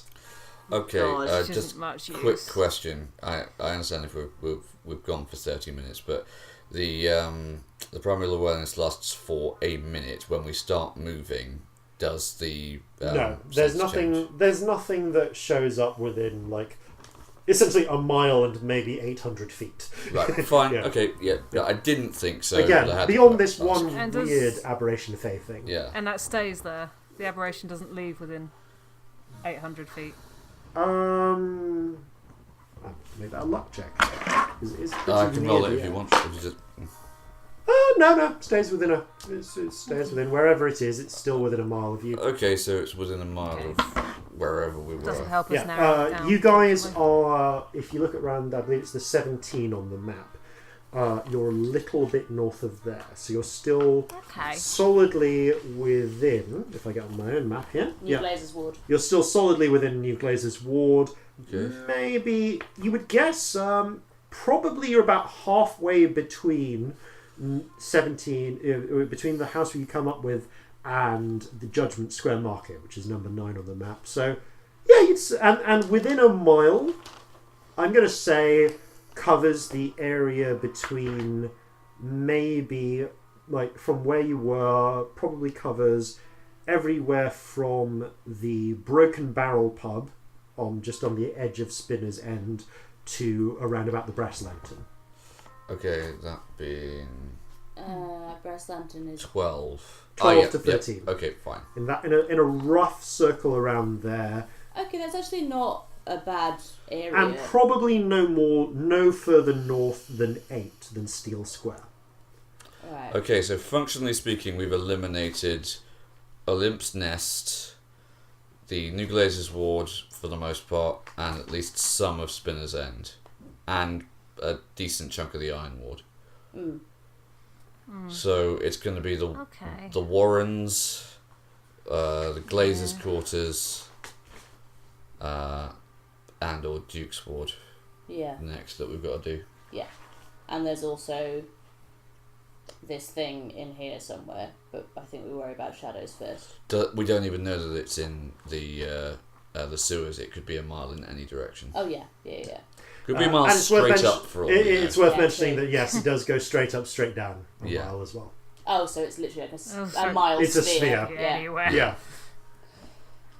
Okay. So if at one point, like a rock or something, if an air elemental happened to have been floating by, like literally flight. just over the city, they would have had a weird moment of about 30 seconds of that just pinging up. Oh, there's an elemental somewhere. Yeah. That would have been a particularly mean bit of DMing if you'd done that. Yeah, fuck you, an air elemental's floating past. Get worried. Oh no, it's gone now. Probably wouldn't be of any interest to an air elemental, to be honest. Probably not, actually. Okay. So we need a nap. I don't have any magic and I can't stand up. So yeah, we do. All right. Yeah. Okay. Where would you like to head? Where are we near? The only exit you know is the old house in Whittaker Grove. Are we far from the Gramanis? Yeah, the Gramanis are over here. They're over in That's Olympia's far. Nest, but you can get to the brass lantern.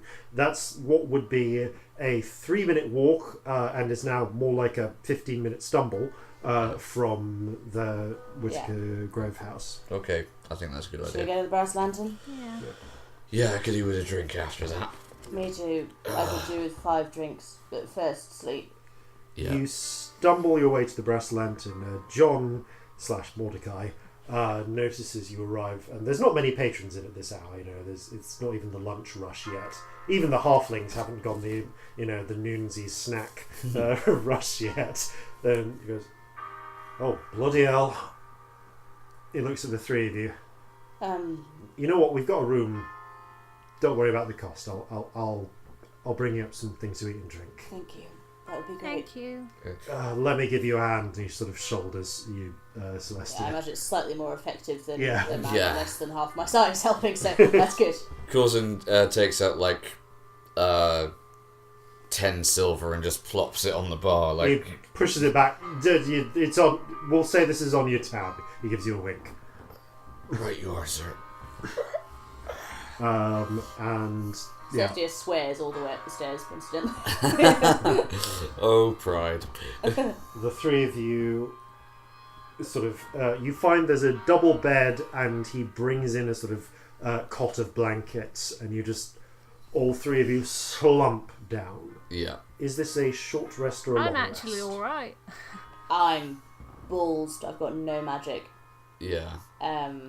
I mean, of course, there is the oil that I could use on a blade, but that would be Same. it. I have nothing else. I've still got my my ghost oil and my potion of resists thing. What I might do is actually, if we're having a long rest, it's kind of immaterial. Are we up for a long rest? Well, if we're going to have a long rest, I reckon Yeah. that we should at least spend some of that time planning where we're going to hit next. Yeah, the thing is, Yeah. can we do much at night that's actually useful? It's bastard. Because Isn't I could go out. I'm not that bad. I could go out and just ask around and try and get some info. That might be a That's useful not a bad thing to shout, do while actually. we're crashed out. But, I mean, how bad are I you? still haven't got. I've not got many spells left, but I'm feeling fine. Yeah, I have literally no spells, including Fairy Fire. I've got nothing. The only thing I have is 2 inspirations, and obviously a sword, but and my strength is at -4. If we've got no plans for the night, I could rest overnight and use the daylight hours to do some reconnaissance. That's a big word. Oh, it's going to be... Well done, says friend cheerfully. Problem is... So I could go out, do some shopping, ask around, get some more of that resist stuff. Yeah, okay, but no getting yourself killed. Also, you got to think, we got 11. That's pretty good going, but the more time we delay, the more time they're going to have to make more. And there's still, 2 of the originals out there? I mean, is it worth just taking a short rest and powering through? I can, use a sword. Maybe we do a short rest, have a look around, do some recon, and if we find something, go for it, but be cautious. And then rest overnight properly. Yeah, I think we that's I think with the limited daylight, as much as I hate to do anything without magic. I mean, I can do small magic, but... Yeah, talking of which, could you possibly get our guns dry again? It takes a minute of prestidigitation. Yeah. Prestidigitation.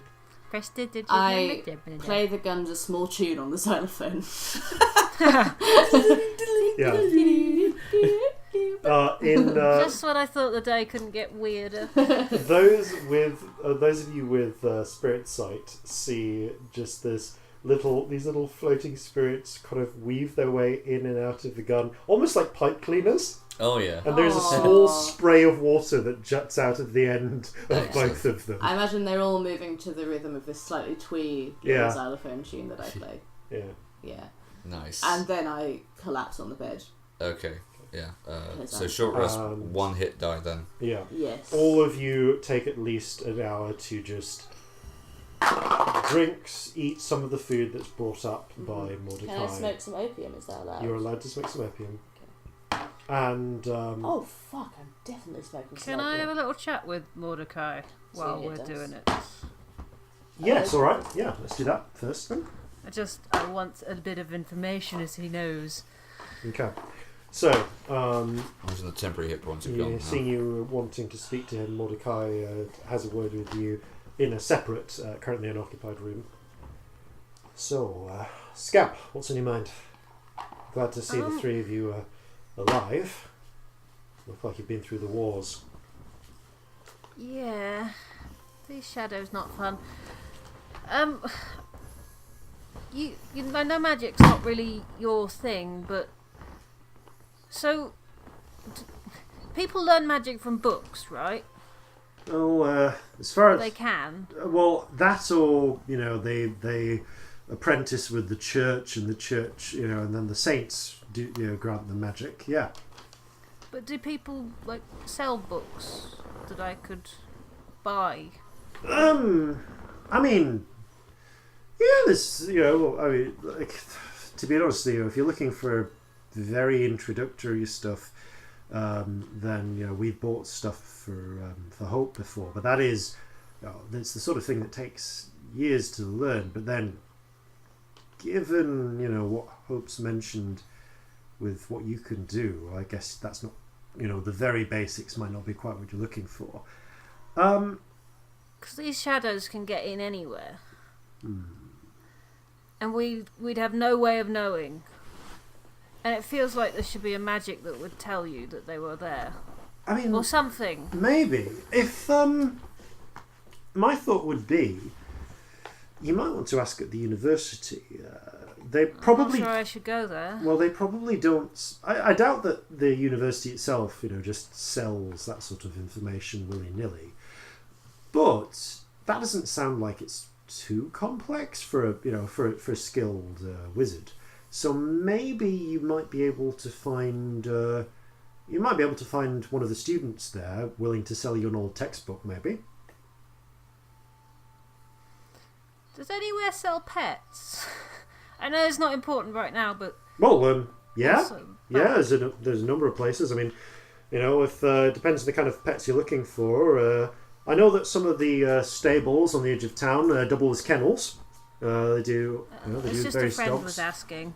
Oh yeah, no. There's stables out on the edge of town. As I say, they do kennels. They do a variety of there's various breeds of dogs that they do. Otherwise, I suppose if you could try and find a stray cat or something. But if you're up for something else, you might try around Castle Square Market. Some of the day traders, you'll occasionally get exotic traders in the Duke's Ward who have things like brightly coloured birds from Sunder or pet mice or such. It's that sort of thing's mostly for relatively well-to-do sorts, but there are such people who sell interesting or even just common sorts of animals for people who want to pick them up. Okay. That's all. Thank you. He puts his hand on your shoulder. You look after yourself, right? Okay. And we'll do our best to look after you too. Gives you a tap. Right. Call us if you need anything. I've got to go man the bar. Will do. He heads downstairs and you head back into your friends. On his way up, he also brought you actually, by this point, he brought up some beer and a few and some biscuits, but you've already started to open up the hamper that Butty gave you earlier in the morning, and there's plenty to eat as you. We've been carrying that this whole time. It's been kind of shoved into one of your backpacks, basically, like tied to the back. Just imagining us going through this whole fight with like a picnic basket. Like a really cute one. Yeah. Yeah. Like a straw one with like tartan bits on it. Oh yeah, absolutely. I was yes. seeing tartan. Definitely red tartan. Yeah. You got back, as you were unpacking your things, you're like, wait a minute, there's this whole picnic basket in here we forgot about. So yes, you settle down, you have some lunch, and that, I reckon, is a good place for us to take a bit of a break. So, shall I roll a quick con save to do with opium first? Yeah, roll me an addiction, please. Shit. That's a 4. Okay, please mark yourself as being 1 addicted to opium. Good. And Right. 1 point of opium addiction again. Okay. You'll get a troubled night's sleep. Yeah. Trying times. However, in the immediate moment, there is so much desperate blessed relief. Yeah. The room smells kind of sickly sweetish. Yeah.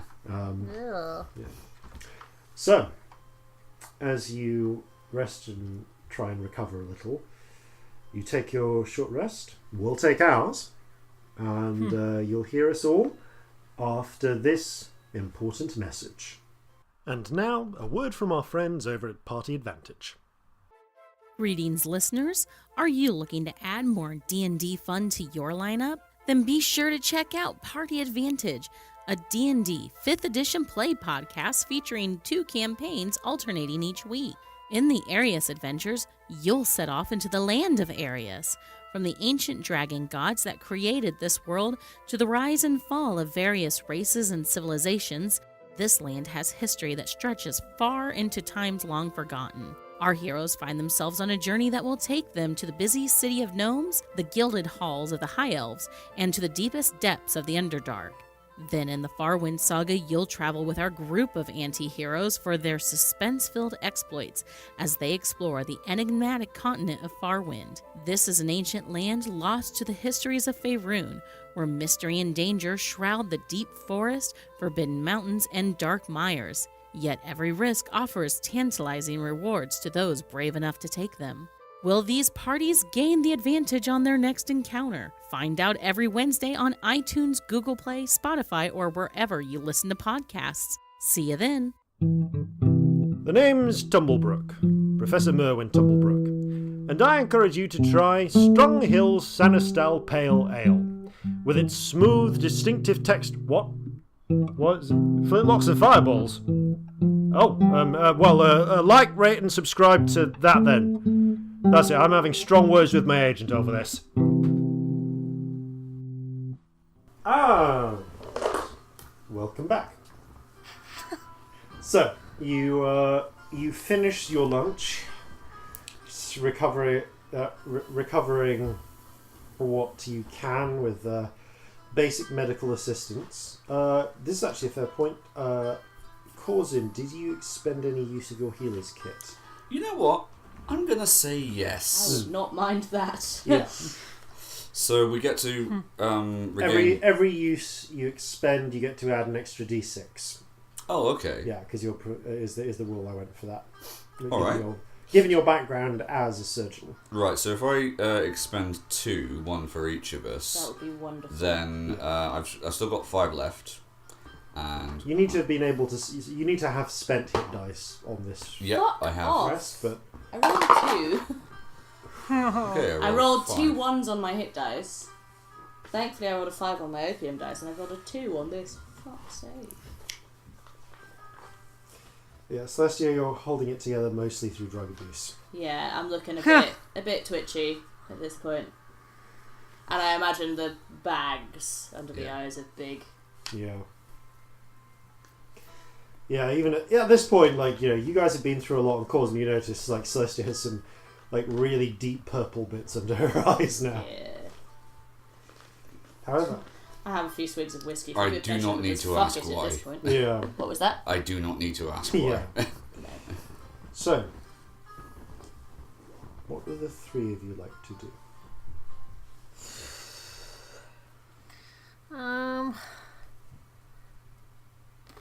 Okay, so where have we ruled out?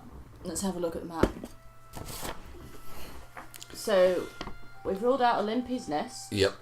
The Ironwood we ruled out, didn't we? Mm. You guys' ward we've done. The Warrens? Did we already search the Warrens?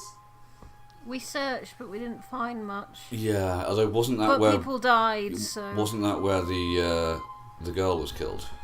Yeah. Maybe we And the guard. And the Make guard. an intelligence check, please. Okay. all of us. Yeah. 3. 3. 15. Okay, 50. Yeah, you remember. 17. Okay. Corzin has sort of forgotten the exact location in the whole hubble and bubble, and that's not really the word. Hurdy-gurdy. Boil and trouble. in all the hurdy-gurdy. I really want. I don't know if that's really a phrase, but I wish it was. Yeah, It it is is now. now. That's a musical instrument. It is. Oh, no. You're the DM, so technically this is your party. So Yeah, I if guess, you want yeah. to say In all the hurdy-gurdy, hurdy-gurdy of the last day or so. if you want It's a every common person phrase to in this say that, world. Yeah. just don't- like Jimothy is a name Yeah. that people have. I'm sure there definitely is a name, but I can't. And it begins with like a H and a B or a H and a G, and I cannot remember what it is. But in all the hurdy-gurdy of the last day, Corzin is like mixing their locations up. But no, the other Wow. two, you remember that it was in the north of the north part of Spinner's End is where the girl and Okay. the soldier died. Right. So, Corzin, darling, it wasn't in the Warrens, it was in Spinner's End where they died. So maybe we should go over to Spinner's End? Sort of almost to the point when it goes into Weaver's Ward. Yeah. I mean, we 'cause could that- do a double whammy. We could go over to Spinner's End and then from there go to Weaver's Ward, do some searching, Yeah, ask 'cause around.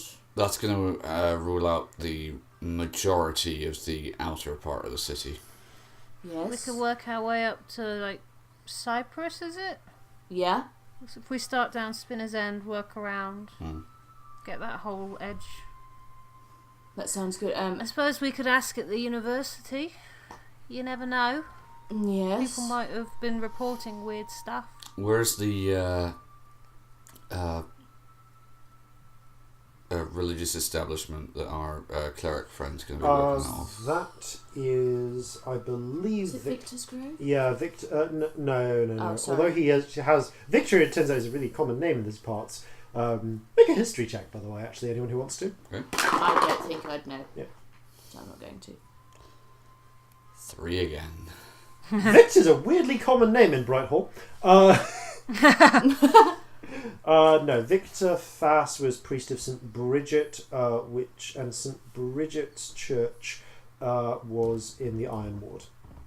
But he was going to... In fact, by the time you're getting ready to leave the Brass Lantern, because you did actually arrange to have them delivered here, if I remember correctly, a runner does arrive with 6 pints of holy water for you. Oh, brilliant. Yeah. They're in small, easy to break if thrown clay bottles. So 2 each? Yep, 2 each. Okay. So they're using these as a ranged weapon attack, and on a hit they do... I'll just confirm this because it's in the player's handbook. It's either 2d6 or 2d8 radiant damage to undead and fiends, but I'll just confirm that. I feel like it's d8, so I'm not sure. Not 100% certain off the top of my head. Holy water, holy water, holy water, holy water, 2d6 radiant damage. And you can either pour it onto a creature within 5 feet of you or throw it up to 20 feet. In either case, it is a ranged weapon attack. Okay. And they're vulnerable to radiant, aren't they? Well, not so much vulnerable as they are. They don't. I mean, you don't know, but so as far as Victor said, they're at least harmed by it. You don't know if they're especially harmed by it. They're at least not resistant. But they're not resistant. Yeah, which is good with these things because they're fucking resistant to everything else. So you know. Yeah. Right. Let's start over to Spinner's End then, I guess. Okay. Actually, can I? Any of the shadows in the sewers, were they either the guard or the little girl? I can make in a the check sewers, no. Okay, cool. No, I can confirm neither of those were those shadows. Right. Good Which to know. makes a degree of sense because those guys, the central hub in the sewers that you found was probably a good 1.5 miles away from where you encountered the guard and the standing of the little girl's corpse. Cool, good to know. So they might have gone somewhere else during the day. Right. Okay. All right. Let's head on over to Spinner's End. Spinner's End. Yeah. Okay. On the way there you go. Corzin, what do you know about Meadmere then? You seem to know the guard colours very quickly. When we were scrying on Olga. Well, they're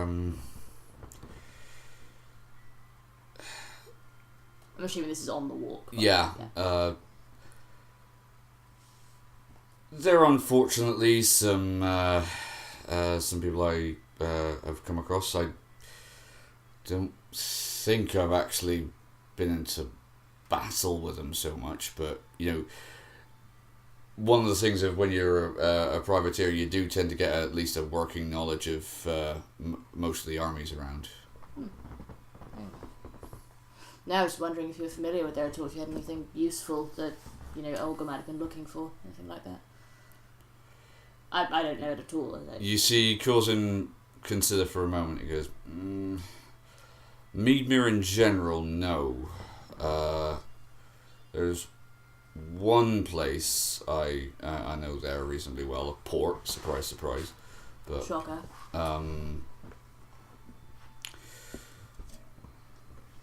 But I can't tell from what they were saying during the scrying whether or not it was there. I would very much like to find out, though. Wouldn't we all?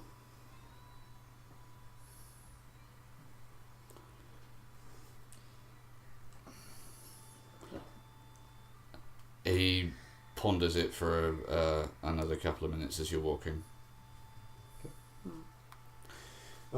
You've already picked up the newspaper today, but as you walk through the through the Judgment Square, there's the same call before of "Get across the Gazette." I thought it was a Sentinel. Yeah, Sentinel. Sorry, Sentinel. Fucking hell. Sorry, yeah. As you walk through, there's this one other guy. Get your Crosswater Gazette. Fuck you. Don't read that, rag, it's nothing! What's the Crosswater Gazette I would like to buy a about? copy of the Crosswater Gazette, Okay, please. you pay 2 copper pieces. The Crosswater Gazette is sold by this rough-looking guy in a raggedy old coat, and it is nothing but slander against various political personages. Wow. Wow. It has some anti-monarchist rhetoric. Oh wow. There's it's talking about how there's actually very little in it that's real content. This appears to be some rabble rousers rag that really looks like it was less put through a printing press and someone printed with cut potatoes from the quality of printing. This is definitely some sort of weird underground local circulation only newspaper. The only thing that actually stands out of any interest is that the Gazette at least seems to have reprinted the stories about the shadow monsters attacking people in the streets. That'll do really good things for our cause. And there is a whole thing, and there is a small piece about a visiting speaker and rhetorician and journalist Jean-Paul Servat staying in town. Who was he? I've forgotten. He was one of the guys who was he was a guy who we were going to have to steal from for... Oh, yeah. And it does actually mention... She wanted his papers. Yeah. It appears that the writer of the Crosswater Gazette is clearly a full-on fan of Servat's, because there's 3 paragraphs dedicated to how his speech, we should all listen to his speeches about how we about the ideas of the Enlightenment, about standing together as brothers and sisters and embracing liberty and no longer paying taxes to these fat corrupt monarchist cats. And if you want to, and maybe you should all go down to the Silken Goose Hotel in Duke's Ward and listen and buy that man a drink. Yeah. Celestia looks at the paper. I mean, there is a possibility at some point that we should buy him a drink, but only so we can nick his papers. I think we do have rather more pressing matters right at this second, don't you? If we do manage to sort out the mad shadow invasion, might not be a bad thing to do with our time, but first I think maybe we stop everybody dying. Yeah, that's certainly going to be a step 1 in this plan. Yes. You see a group of watchmen, they're traveling in 4s. You notice today the guard has been stepped up. Good. Marching through the street, and the guy selling the Gazette seems to notice them and immediately scoffers into it. Yeah, right. Yeah. He's a politico. Right, okay. Actually, again, on the wall. I mean, the Gazette seems to be fucking bullshit anyway, but it really might be worth us putting the Frighteners up the editor of the other paper. Yeah, I was just thinking that. Do we remember where the offices were? Oh, it was... didn't the little boy tell us? Over here by... wasn't it by Victor's Canal? I think it was, yes. What I remember. DM out of character, was it? Victor's Canal, or we all mental? It was, I believe it was they had some offices, if I remember correctly, in Cyprus along Victor. It was it was in Duke's Ward along Victor's Canal. Yeah, so lovely. Okay, cool. So maybe actually that's something to do in the dark when we can't find any shadows. Because I don't think that's as urgent as killing shadows, but I think it could help the cause quite a lot. Well, if there's anyone there at night, yeah. Well, we could go to his house. Yeah, it'll be scarier at night anyway. It'll be atmospheric. We can put on a show. So we're gonna get caught, aren't we? Yep. So you make your way to Spinner's End. How are you conducting your search? What are you looking for? Looking for rotten stuff. Okay. Yeah, and then obviously asking around as well as just looking. All right, I'm going to say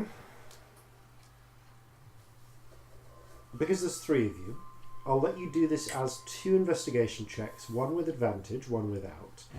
One based on intelligence, one based on charisma, to reflect you looking and searching versus talking to people. Probably Celestia is the best to roll both of them. Can she do both, or does it need to be separate people? 2 separate people. Alright. And because the charisma-based one, I think, unless you're proficient, it's going to be the same. Oh, you've got thingamajig. I do have jack of all trades. But you're the only one who's got any sort of investigation, aren't you? Very true, actually. Yeah. Well, I've got +1 to investigation, but... Yeah, I've got +1 if it's intelligence, +5 if it's charisma. Ooh. Okay, I would also have...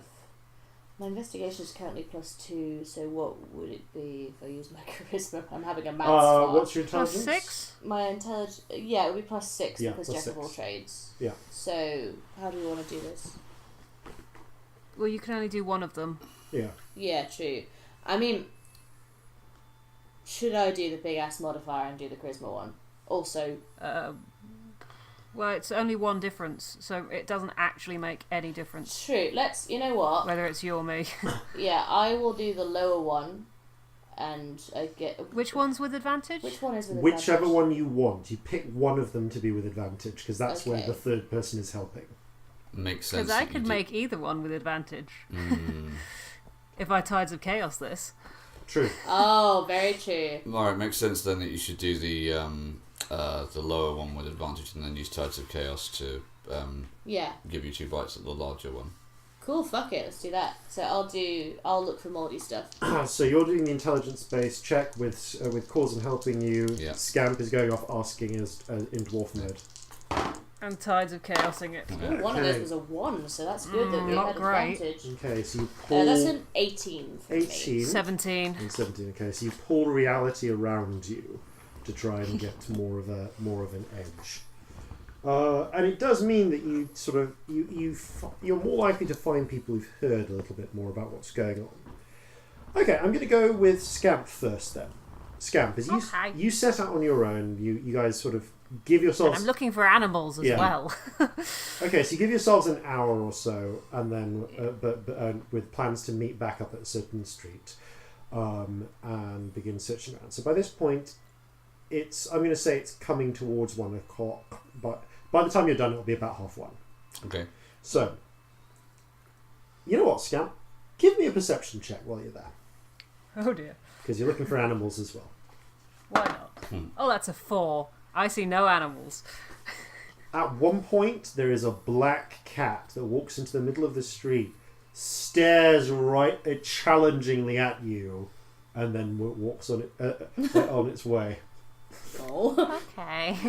It's Professor Sorry, McGonagall. friend. Another time. It is definitely Professor McGonagall. I think, yeah. I mean, I like the look of that one, but I don't think he liked the look of us.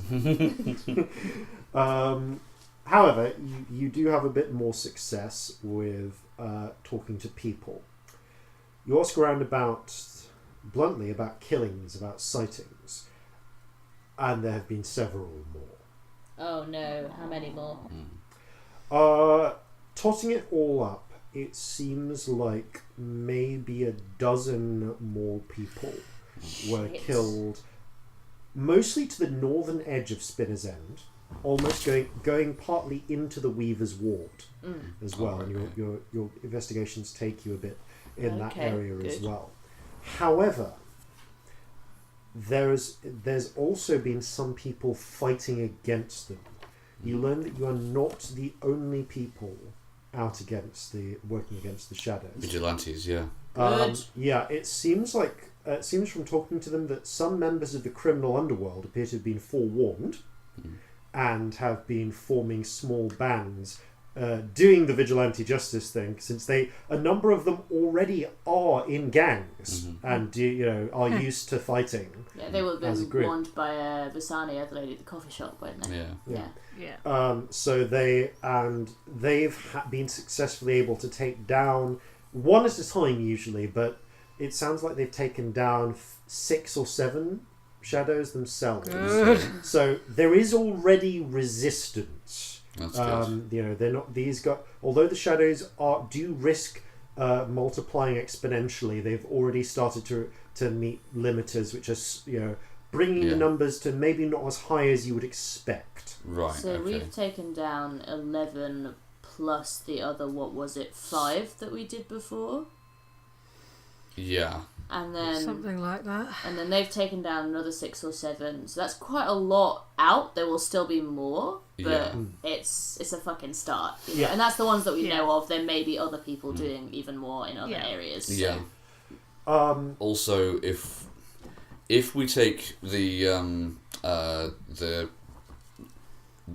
ones that we know about as having been destroyed, so they cannot then propagate, it means that this is a bit of out of character maths that we're working on here, but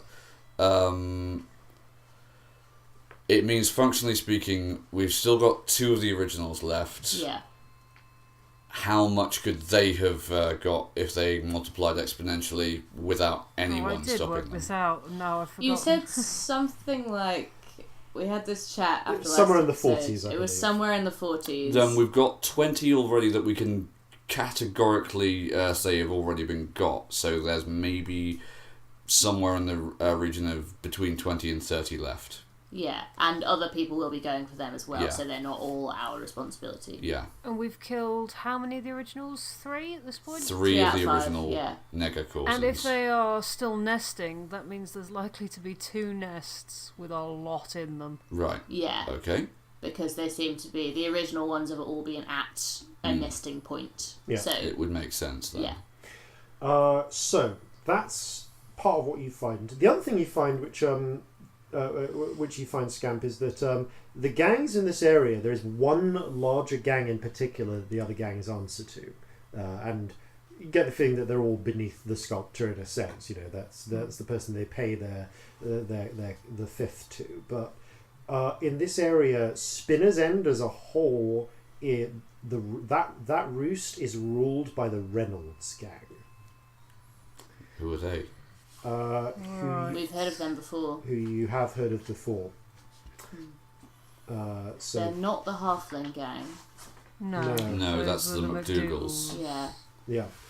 Can I do a history check to see how much I remember about the Reynolds gang, or was I not? Yeah. Give me a history check just in case you know a bit about from your previous things. Depending, you might just remember as well. 15. Okay.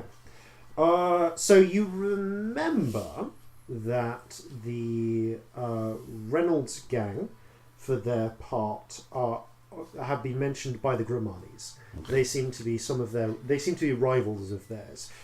Chase wants your help at some point to go raid and then burn down one of their warehouses where they hide stolen goods, because they basically did a run on a blacksmith. There it is in under my their notes. protection. Yeah, I did write this down. and you've from previous times you've been into Crosswater, the Reynolds gang have been around for years. They used to be a bit less, but they used to be a smaller street gang, but they've grown in more recent years.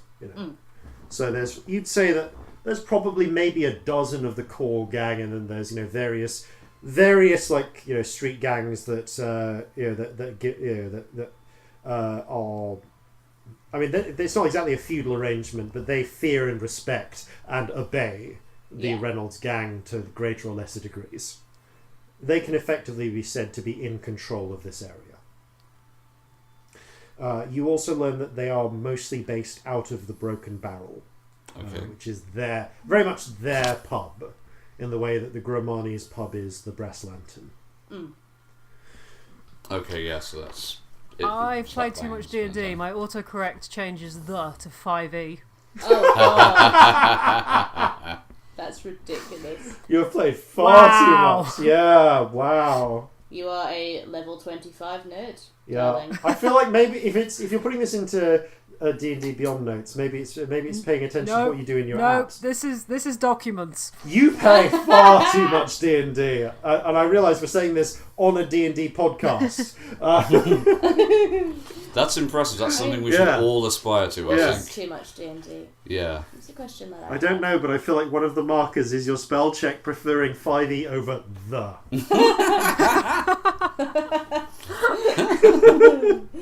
So, it really says something about how little you use the word the, apparently. It's weird. Yeah, it's the definite article. It should be pretty up there.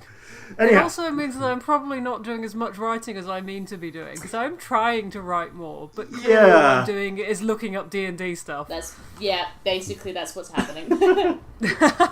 okay, so you head into while this is happening, and you eventually go back to meet with the others. You got an 18, I think it was. Yes. Yeah. So searching around, you're looking for signs of rot and decay. In the southern end of Spinner's End, this is a difficult task because a lot of the area is low income. Its places are a little run down anyway. But I'm going to say that although you don't necessarily see a specific, there's nothing that points up a specific area, you do notice that as you go more towards the north end of Spinner's End, going in towards the Weaver's Ward,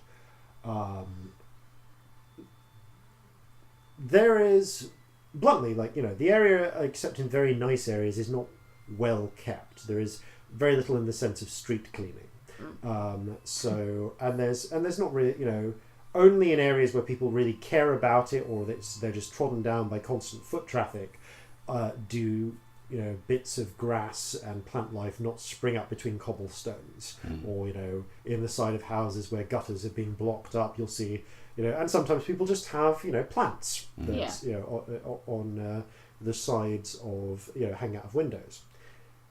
Because you are looking specifically, you notice that plant life in general seems to be getting a little weaker. It's a little things are wilting a little more than you would expect given the wet weather of late, given that it's going into autumn. It's not as if things are rotting in their bowls, but it's more as if some of the occasional trees, small trees that grow up even in these parts, have gone straight. The leaves are redder or browner or drier than they should really be for this stage of autumn. We're in late autumn, so they're close to coming off anyway. But it feels like maybe these are a little early compared to everything else for the sudden onset of winter. And there is. There's more of a again, that sense of chill you had from before last night is it's not cold around here. You don't get there's not a sense of things being supernaturally frigid, but the breezes when they come are a little bit more biting than they would otherwise feel, and you notice that heaps of rubbish are perhaps moulding a little quicker. But it's not. There's not a clear center point that you can pin down. That would have been my next question. No, rather I will say that if you guys are willing to spend another couple of hours following your trails respectively. Yeah. Okay. By the time 3:30 rolls around, you find sort of the edge of this. By the time you get, because you go up to Grenville Square, and there's quite a big popular square. There's a few markets there, and there's a big old statue of some sort of what looks like a halfling general or maybe an admiral, who turns out is indeed H. Grenville. H. Grenville, right? Yeah. Would Corzin know who that is? Yeah, give me a history check. Would I? 17. You can, give me a history check as well, why not? I thut historical figures or something. Yeah, historical figures are something local that might come knowledge, up. no, but no. So Grenville, this is actually a recent statue. Grenville was a famous admiral in the Bright Hallish Navy, who won a series of victories against Ossyria, which is an achievement, that probably stopped the 13 Years' War ending about 5 years sooner and not with a at least nominal victory for Brighthall and Saul. Right. He executed a series, or he basically did a whole thing where when the two, because there's a whole thing in, with naval combat where you get lines of battle, where ideally your goal is to try and line your ships up so that you can get broadsides off against the enemy and present a narrow face to the enemy yourself so you don't get broadsided. He did this whole thing where he decided to approach at a 90-degree angle, making the first few ships in his line incredibly vulnerable to an attack by the Ossyrian broadsides. And they were, which is why he put the toughest ships at the front. The Ossyrians got off a broadside, but he had worked his men like dogs, something which the orcs then later learned to do and improve their own rate of fire, so that after this they'd spent all of their ammunition on this first series of ships. He then brought the rest of his line in and got off 2 separate barrages and essentially gutting the Ossyrian line. And that was enough that they proceeded to win the battle, helped them secure their trade routes with Meadmere, who'd remained neutral in the conflict and remained supplied in vital materials. I relate all of this. Yeah. So, Celestia goes, well, thank you for the history lecture, Corzin. Do you have an idea where any shadows are? I immediately forget it. Scamp immediately forgets everything you just said. In fact, wasn't really paying attention. Just sort of zoned out. Yeah, it becomes like what inside. Scamp's thinking about what pets they could get. All right. But yes, sorry. Yeah. You search around this area, and the limit. You notice that the death Scamp talking around. You find that the death, although you actually move out of the area of influence of the Reynolds gang, because this is a slightly more upscale, more middle class area. The deaths have been happening here, but the Watch, who have been slower to respond, have not killed as many shadows here. Only a couple were apparently laid low. All right. At least that's some. But yeah, and it seems that a lot of people have died in their beds here, where shadows have crept in through open windows. Oh, I hate that. And they've just taken them in their sleeps. Yeah. In their sleep.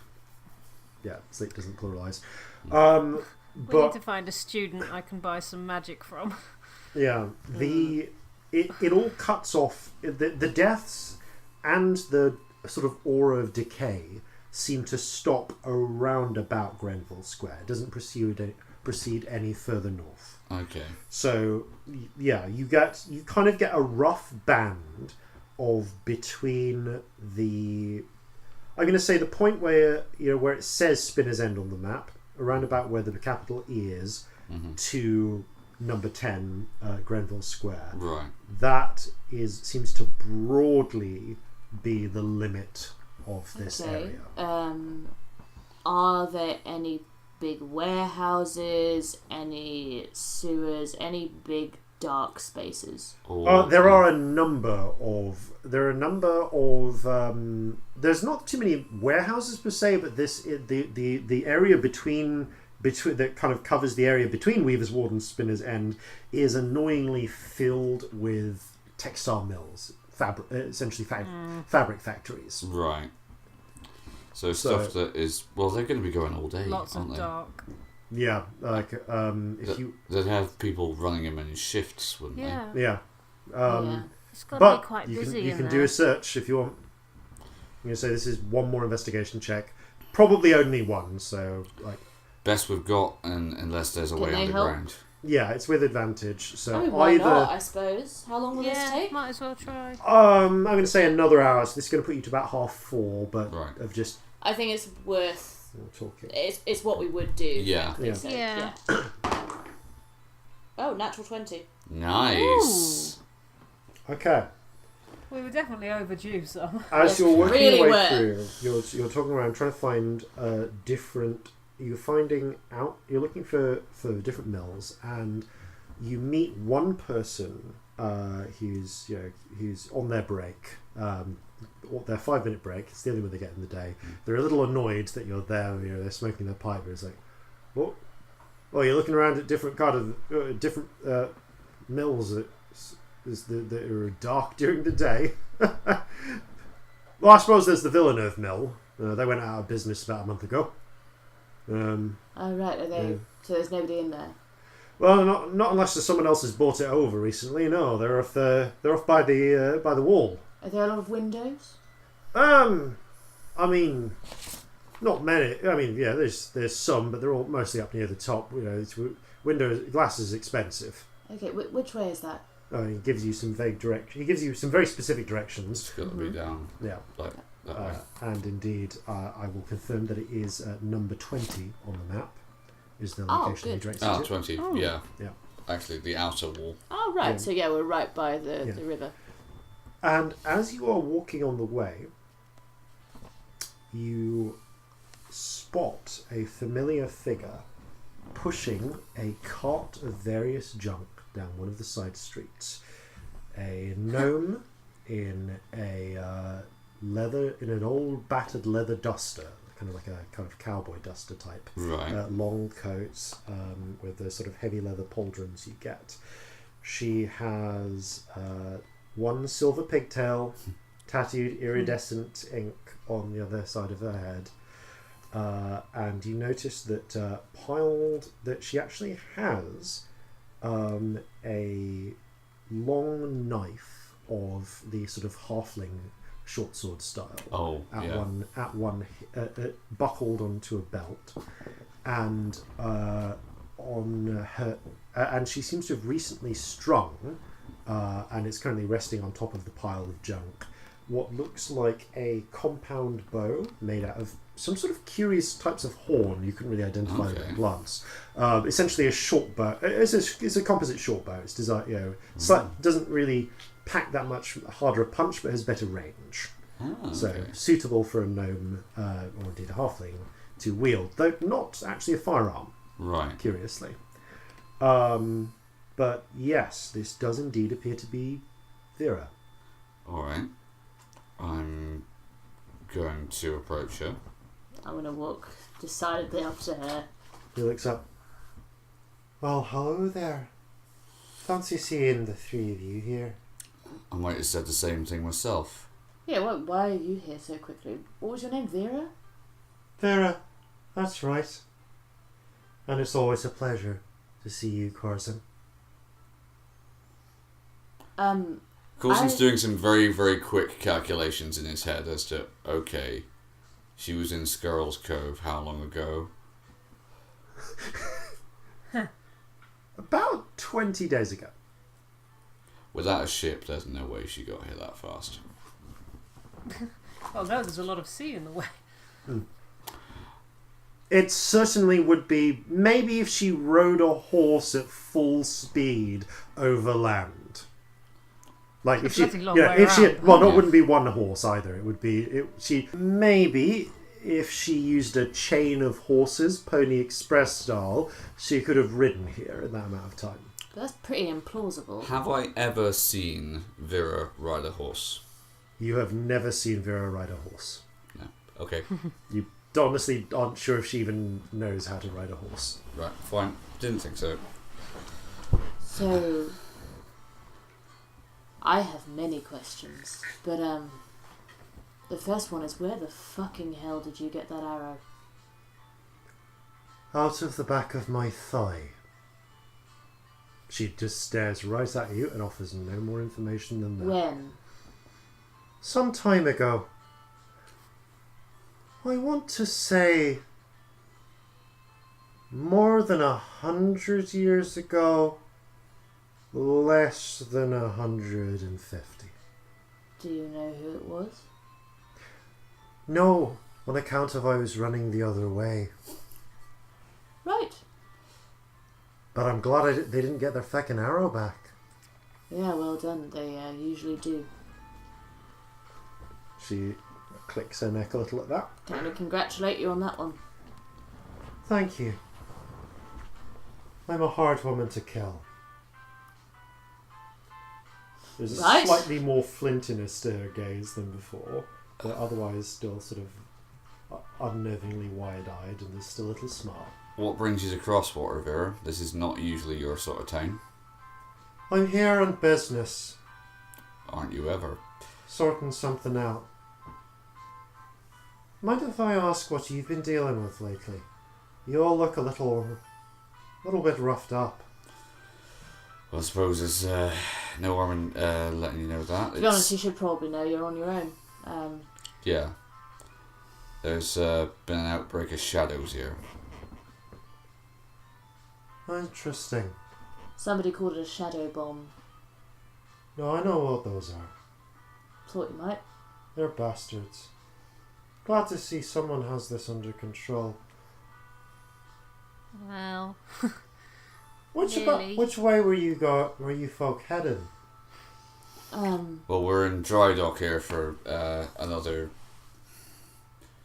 best part of a week.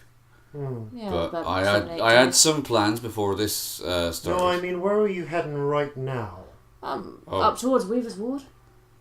She And we were going to what was the name of the Villeneuve Fabric Mill. We were Yeah. going to the fabric mill, Villanelle, the one that's out of business. We've got to tip off that there might be something there. Do you point the vague direction? Yeah. She immediately she looks down, turns back to you. Interesting. I'm wondering if maybe our work might align on this occasion. What are you doing here? I'm on a hunt. There's something here that shouldn't be, and I need to get rid of it. Oh, was this more of your Feywild gubbins? She smirks a little at that. Sometimes halflings tell themselves such interesting stories.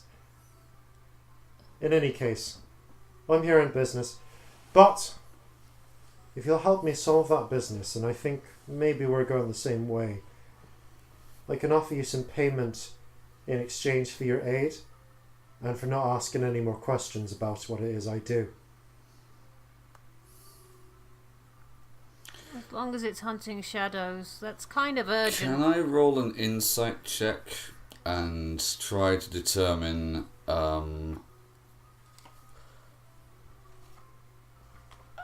how trustworthy she is? Okay, roll bear an in mind insight our check. history together. Yeah, bearing that in mind, roll a history check. A history check, okay. Not history, sorry, insight. Insight. You said, oh, history, and my mind.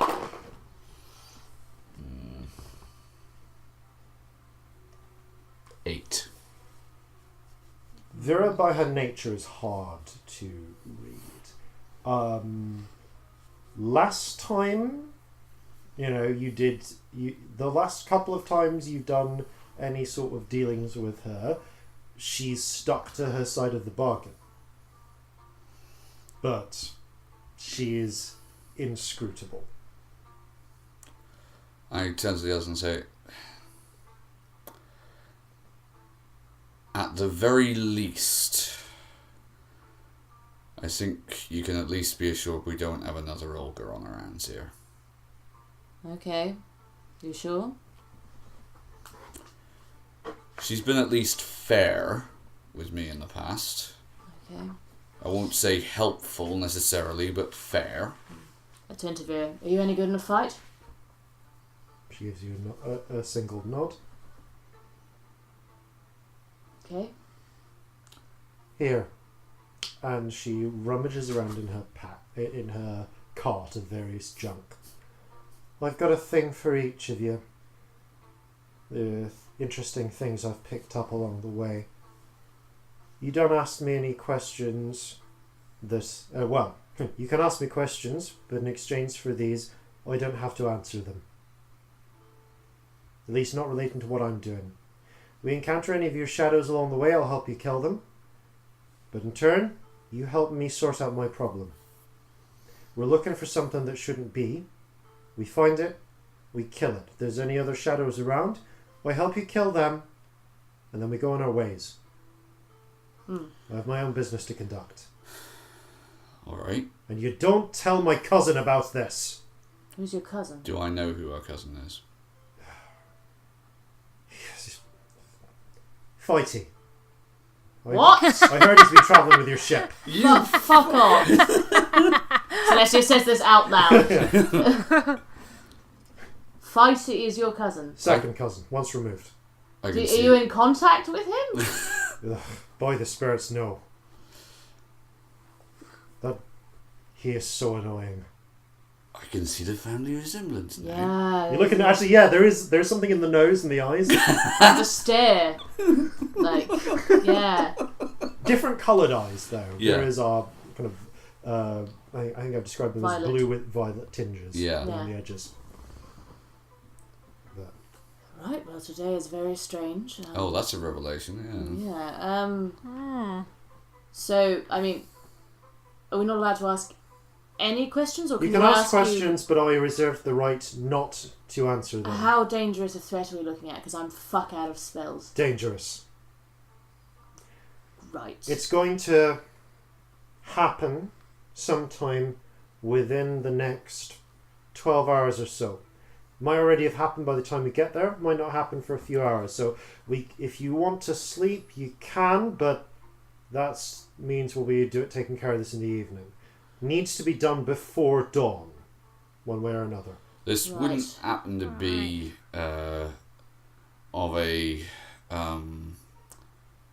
fey or aberrant nature, would it? Because if so, I think I might have some information.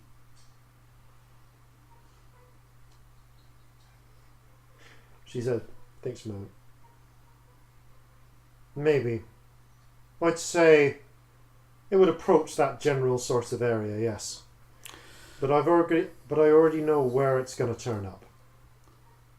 Or at least I know the direction it's going to turn up in, which seems to be the direction you're going in.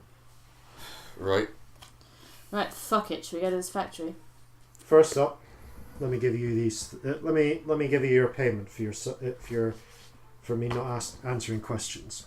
She rummages around in the pack and the cart, and this cart again has a bit of everything. So there's all sorts of interesting things in here. But she pulls out what appears to be a 20-foot coil of worn old hemp rope. A small clay jar filled with what looks like maybe whale blubber or something. Mm-hmm. And an old stick with a bit of rags wrapped around the end. I look at her and I, did you make these yourself? No, I found them. She holds out the rope and it's up for one of you to pick. So she holds out each item and it's up for someone to reach in and take the item they want. This rope wants to bind. You throw it at someone within about 20 feet of you, and if they don't manage to wriggle out of the way, it'll hold them still. It'll paralyze them for maybe up to a minute or so. Done. Okay. So yeah, that this rope has a 20-foot range. It's thrown, and you don't need to make an attack roll, but the target makes a wisdom save against DC 15. And if it fails the save, the rope wraps around it and paralyzes it. And it repeats the save at the end of every turn. Okay, so it's DC 15. Yeah. She holds out the small jar. This is an ointment. You rub it in your eyes and for the next hour you can see anything that's invisible or not quite all the way here. What's the other thing? She pulls out the stick. This is a torch. You can light it. Doesn't matter how wet it is. Well, if it's underwater it won't. But it doesn't matter how wet it is. It'll burn. It'll stay lit. It'll stay lit and it'll never burn down. What, forever? Well, you need to extinguish it by hand. Plunge it into some dirt or something. It'll go out. A very strong wind might blow it out. But otherwise, no. It'll just keep burning. Right. Useful. It's fire when you want it, for as long as you want it. Oh. I mean, Scamp, you can kind of do fire. Yeah. Should I take the torch? I've got dark vision, it's not. If we're thinking tactically here, maybe we should swap. You've got the superior vision at night. Yes. So you're going to be the earliest warning sign for anything that is invisible or not quite here. So give Scamp the torch. You do have a point. Yeah, that's Let's true. do that. And also, you can always light it, actually. Yeah. Nice and easily. Okay. Either you can. So, Celestia, take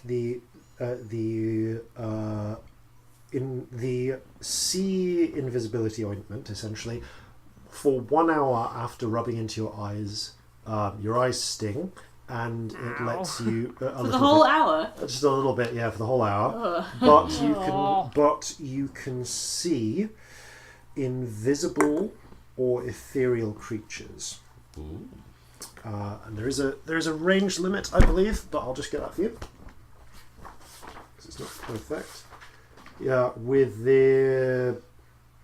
No, the range limit is sight. So, yeah. Oh, so, yeah. You see, for 1 hour, you see invisible creatures and objects as if visible, and you can see into the ethereal plane. Oh, strange. Okay, that might be worth saving for nighttime. Yep. And Scamp, add the... Or the warehouse, potentially. We'll see. Well, it won't necessarily help with shadows all that much. Add the limitless torch to your inventory. You need some way of lighting the torch. So you need a spark, or you need to... Your hands. Or you need to firebolt it or something. Yeah. Once lit, it stays lit unless it's extinguished. Anyways, you'd extinguish torch, like manually, or by very strong winds. So plunging in water, whatever. But you can relight it again no matter how wet it is, so long as it's not submerged in water or sand or something. And it does not consume either the stick or the rags. It will burn indefinitely. It creates as much heat and light as a torch does. It does not. Torch, yeah. It does not produce unpleasant smoke or smells while it burns, unlike a real torch. So it's kind of like more like a paraffin torch in that respect. If used as a weapon, it does 1d4 fire damage. Nice, lovely. Which is the same damage that a torch would do, as you just hit something with a flame. Yeah. Okay. Cool. Right then. Shall we? Do you want to do this now? Might as well. Or do you need to rest? Well... I'm out of spells, but I worry how many shadows there would be if we left it a lot longer. Agreed. What about checking it? Is it in this warehouse? Are we going the right way, or is it somewhere else? She points in the direction you've indicated and says, "All I know is it's, as the crow flies, there. That way is where it'll turn up." Do I have any idea how she would know this? Make an Arcana check.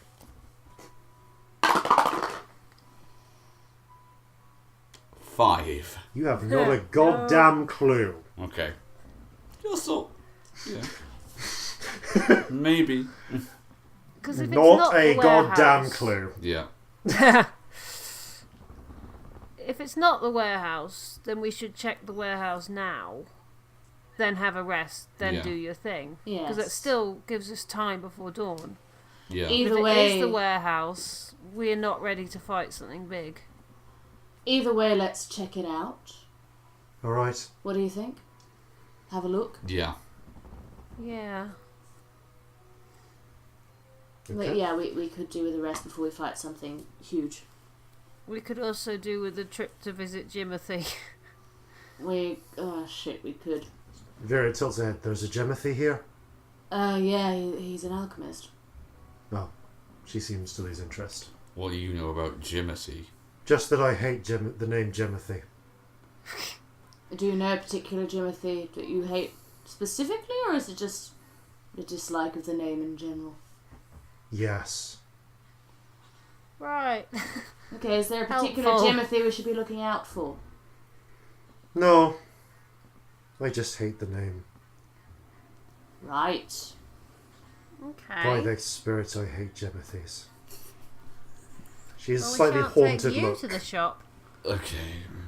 Good. I'll stay outside if that's the same with you. The less time I spend around Gemothes, the happier I am. Right. Let's go and check out this abandoned warehouse then.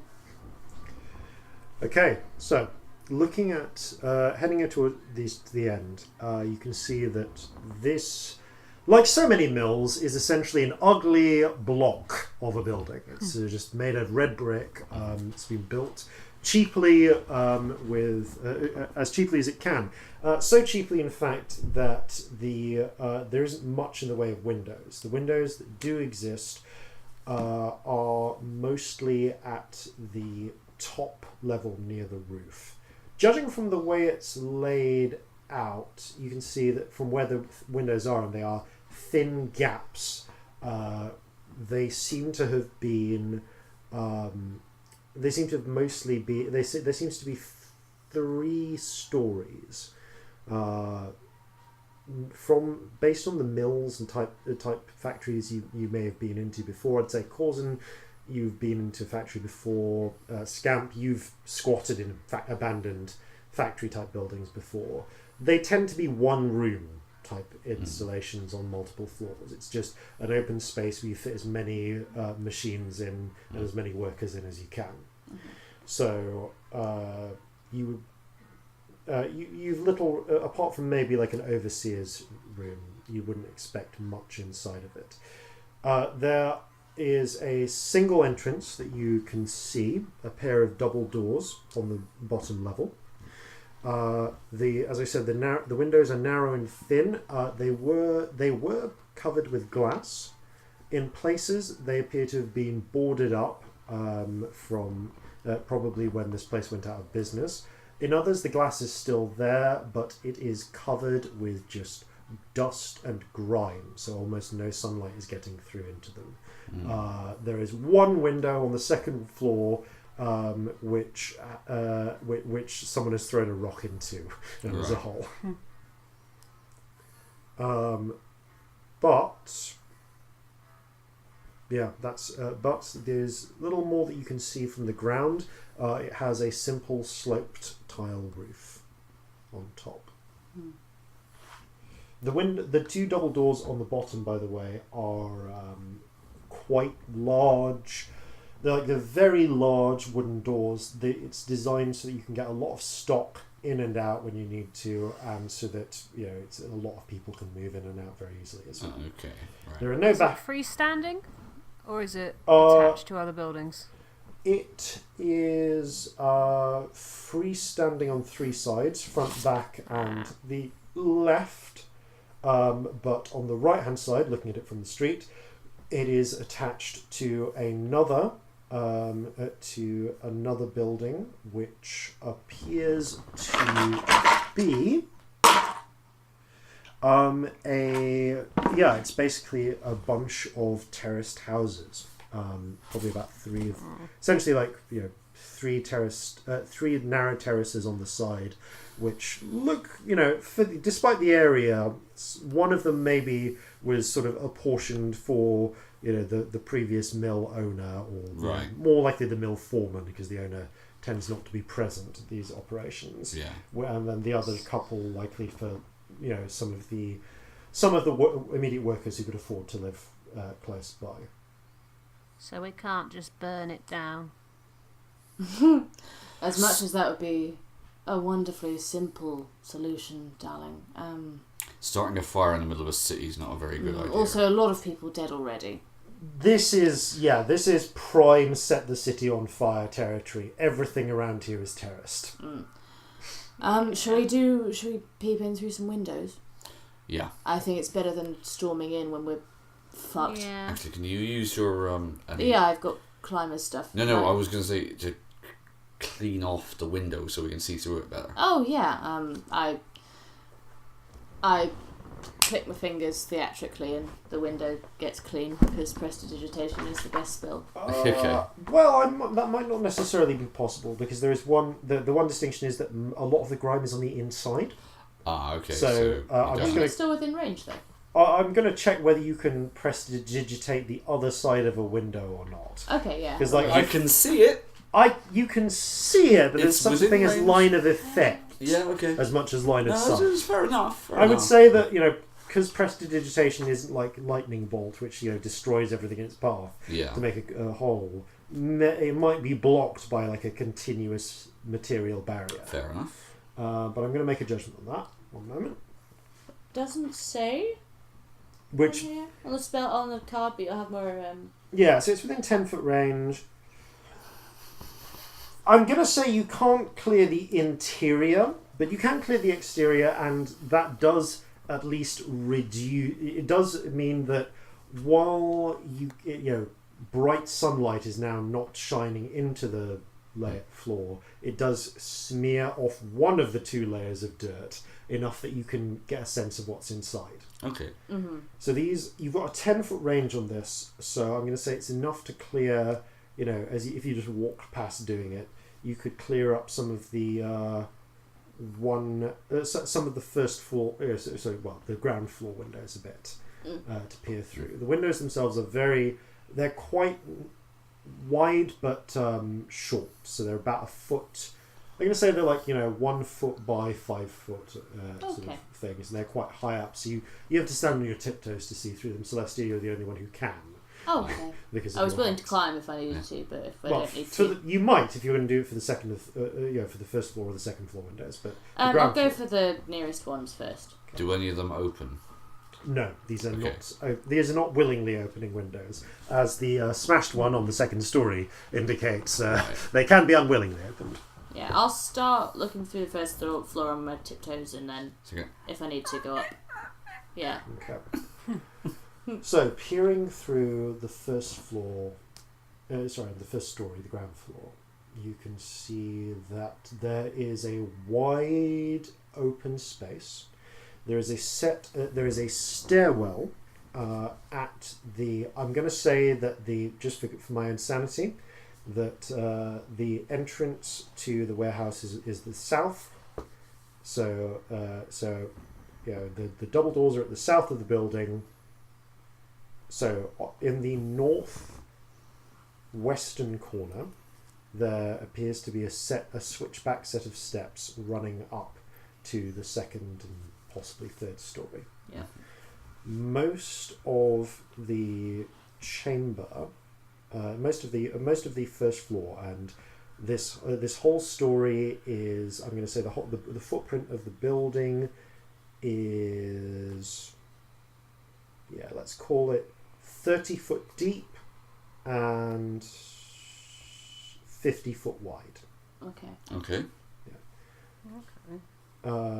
So it's not crazy big. It's not crazy big, but you can see that they haven't bothered with interior supporting walls. There are occasionally pillars that serve as structural supports for the layers above, but there are about 8 large industrial looms which are set up on this floor. There are a series of crates packed into the south eastern corner on this floor as well, which presumably were there to have been filled with textiles. Mm-hmm. A couple of the looms still have fabric left on them from where they were used, and you can see that in the northeastern corner there was a heavy sort of kind of like a hopper on wheels that would have been used to just hold a lot of wool. Okay. Everything is covered in layers of dust. Okay. A couple, and only a couple of the looms have been bothered to be covered in dust sheets, but it's a bit old and abandoned. Yeah. it's about a month's layer of dust, so like a thin layer. Mm. Do I see any shadows or anything like that? Make a perception check. Can we all have a look, or is it? Well, no. Celestia's neither tall of us enough. can. Oh. Yeah. Can I not sort of climb up a bit? Make an athletics check. That'll go well. 2. You I try cannot climb up. to stand on Corzin's shoulders and it just doesn't work. So I got a 12. No shadows that you can see on this floor. Oh, goody. Can you put your lights inside it? Light it up a bit. Can I? You need to either open the door or break a window. Line of effect, I'm going to say, because for the same reason. I don't want to Did break you get a the window and dancing attract lights up attention. through the window that's... Oh, you could, however, put the dancing lights into the second floor because there is a hole in the window. Could I do that? On the second story? Yeah. Yes. Okay, I'm going to climb up to the second story. Okay, so you set up your climbers kit. To the window with the hole in it. Okay. Vera nods approvingly at your purchase. So give me an athletics check with advantage because you have your climbers kit set up. One of those was a 1, so thank God for the advantage. And, There's a moment where you slip a bit on the brickwork, but the climbers, the harness stops you. It's a 19. Okay. You're easily able, after that one small mishap, to clamber your way up to the second story. Peering through the hole, you can see that on the second story, the lights are now providing illumination throughout. Interestingly, the stairs switch back again. They look like they should go up to the third layer, but they seem to... The stairs, you can see, have crumbled at one point, as if a repeated... And you can see that there is a discarded... like a sort of a discarded woodworking saw to one side of them, and you can see where supports underneath the stair supports going up to the third floor, third story I should say, have been sawed through. Not well, it's like a child has tried to saw them, but enough that if you were trying to go up the stairs to the third story, the steps would just collapse under you. So you'd have to try and climb up a different way. Yeah. You can see that on this story, there is actually a small room separated off from the rest of this floor. Most of this floor is again, is again sort of weaving type equipment, slightly different to those before. It's in the north. The stairwell's in the north western part. On the northeastern part is this a room that's been cut off, some sort of overseer's room. The windows are on the opposite side of the building, so you can't see into them without climbing round to to that. But this little overseer's office, it has simple, cheap wood, pine rather than MDF, because I don't think that's been invented yet. Boarding separating it off with a simple wooden door. And I can't see into there. You cannot see into that thing. Okay. But you can see that, again, there is just abandoned looking old, moderately old loom and textiles equipment on this level. I'm going to throw in some lights through the window, so I'm still hanging onto the rope with one hand. Yeah. With the other hand, I bash my xylophone and 4 times. Bong. Ding, ding, ding, ding. And with everyone, a dancing light comes out and goes in through the window. And they're purple, obviously. Okay. This whole room is, broadly with the lights moving around, illuminated. Give me a perception check, I guess, if you want to see if there's anything hiding. Shit, that's a 10, mate. Ugh. There's nothing hiding in here, but there is a bale of old wool just off in one corner, just basically abandoned when they left it. And the wool has become moulded and rotten. Okay. And there's one more floor, isn't there? Yeah, there's a third story. I'd like to climb up to that as well. And if my lights are already in, can I move them up? You can move them up through the hole of the stairwell. Yeah. Cool. Can you give me another climbing check with advantage, please? Yeah. So that is an 18. Okay. You're easily able to make it up to the top level. The dust and grime here on the windows is so thick that it's hard to make a lot out, even with the lights on the inside. So I'm going to need a perception check from you to try and see anything. And I can't do anything with prestidigitation. There are no holes or anything. You can clean, like, I'm assuming that you're kind of trying to scrape off the side, but it looks like no. It's all... give me a perception check and we'll see what you find. Okay. I'm assuming you can use a bit of prestidigitation on this side to try and help clear some of it away. Okay, thank God, that's better. 17. Okay. It's very hard to see through this. And in fact, looking at it, it looks almost like something has put some dirt in a bucket of water and used it to smear the windows. Oh, okay. Very gently, so that they're essentially like grey washed from the inside to let in less light. As you peer through, you can just make out the pinpricks of your four little dancing lights. It's hard to make out much inside. You think you can just make out the outlines of some more factory equipment, just dotted here and there, mostly you'd say there's about 6 pieces in total, so that they're arranged. There's 2 lines of 3 in the chamber, and off in the far corner you can see the top of the stairwell just about, and curiously you can just make out in the northeastern corner, because of the light on the layer below, there's just like what might be a hole in the floor. Mm-hmm. It's kind of hard to make out exactly, but yeah, it looks like a hole in the floor there. And there's a moment where you see something like you see some, like one of your lights seems to flicker, and then flicker again, and a different one flickers, and it takes you a moment to realise something is passing in front of these lights. Okay. And there's something weird. It's like you can see something in the center, but you can't. It's like this grey smudge on the windows. You can't make out what it is. It seems to almost like something is undulating there. Does it look like shadows, or does this look weird? It's almost impossible to tell.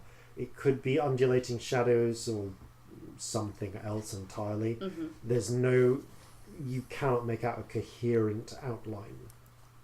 Right. It seems to be broadly stationary, maybe broadly filling maybe with an area of maybe 10 foot on a side. Okay. I would like to climb back down, but on the way back down, if I can, I'd like to try and climb round to the little office room that I couldn't see into. Yep. Give me another climb check, please. With advantage? Yes. Okay, that's a 21, so we're all good. You're easily able to climb round. Yeah. Let me just see how... Okay. The windows here, one side of the windows are kind of a bit boarded up, but there is still some glass originally left, and you're able to clear just enough with prestidigitation. Such a fucking hard word. It Every time is. I say it, I have a small aneurysm to myself. You are able to just make out what looks like a room with... Most of this room has been cleared out. There is a desk and a chair by the window, and some old cabinets. But you can see that a rope has been suspended from a hole in the ceiling.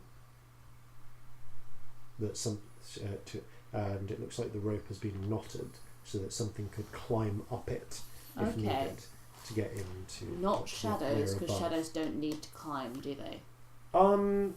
Actually, no. Oh, no, they don't fly. They don't fly. Yeah. They do not.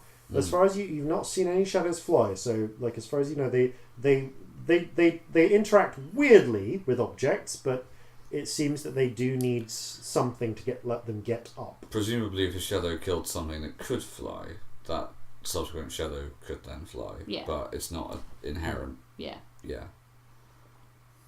Right.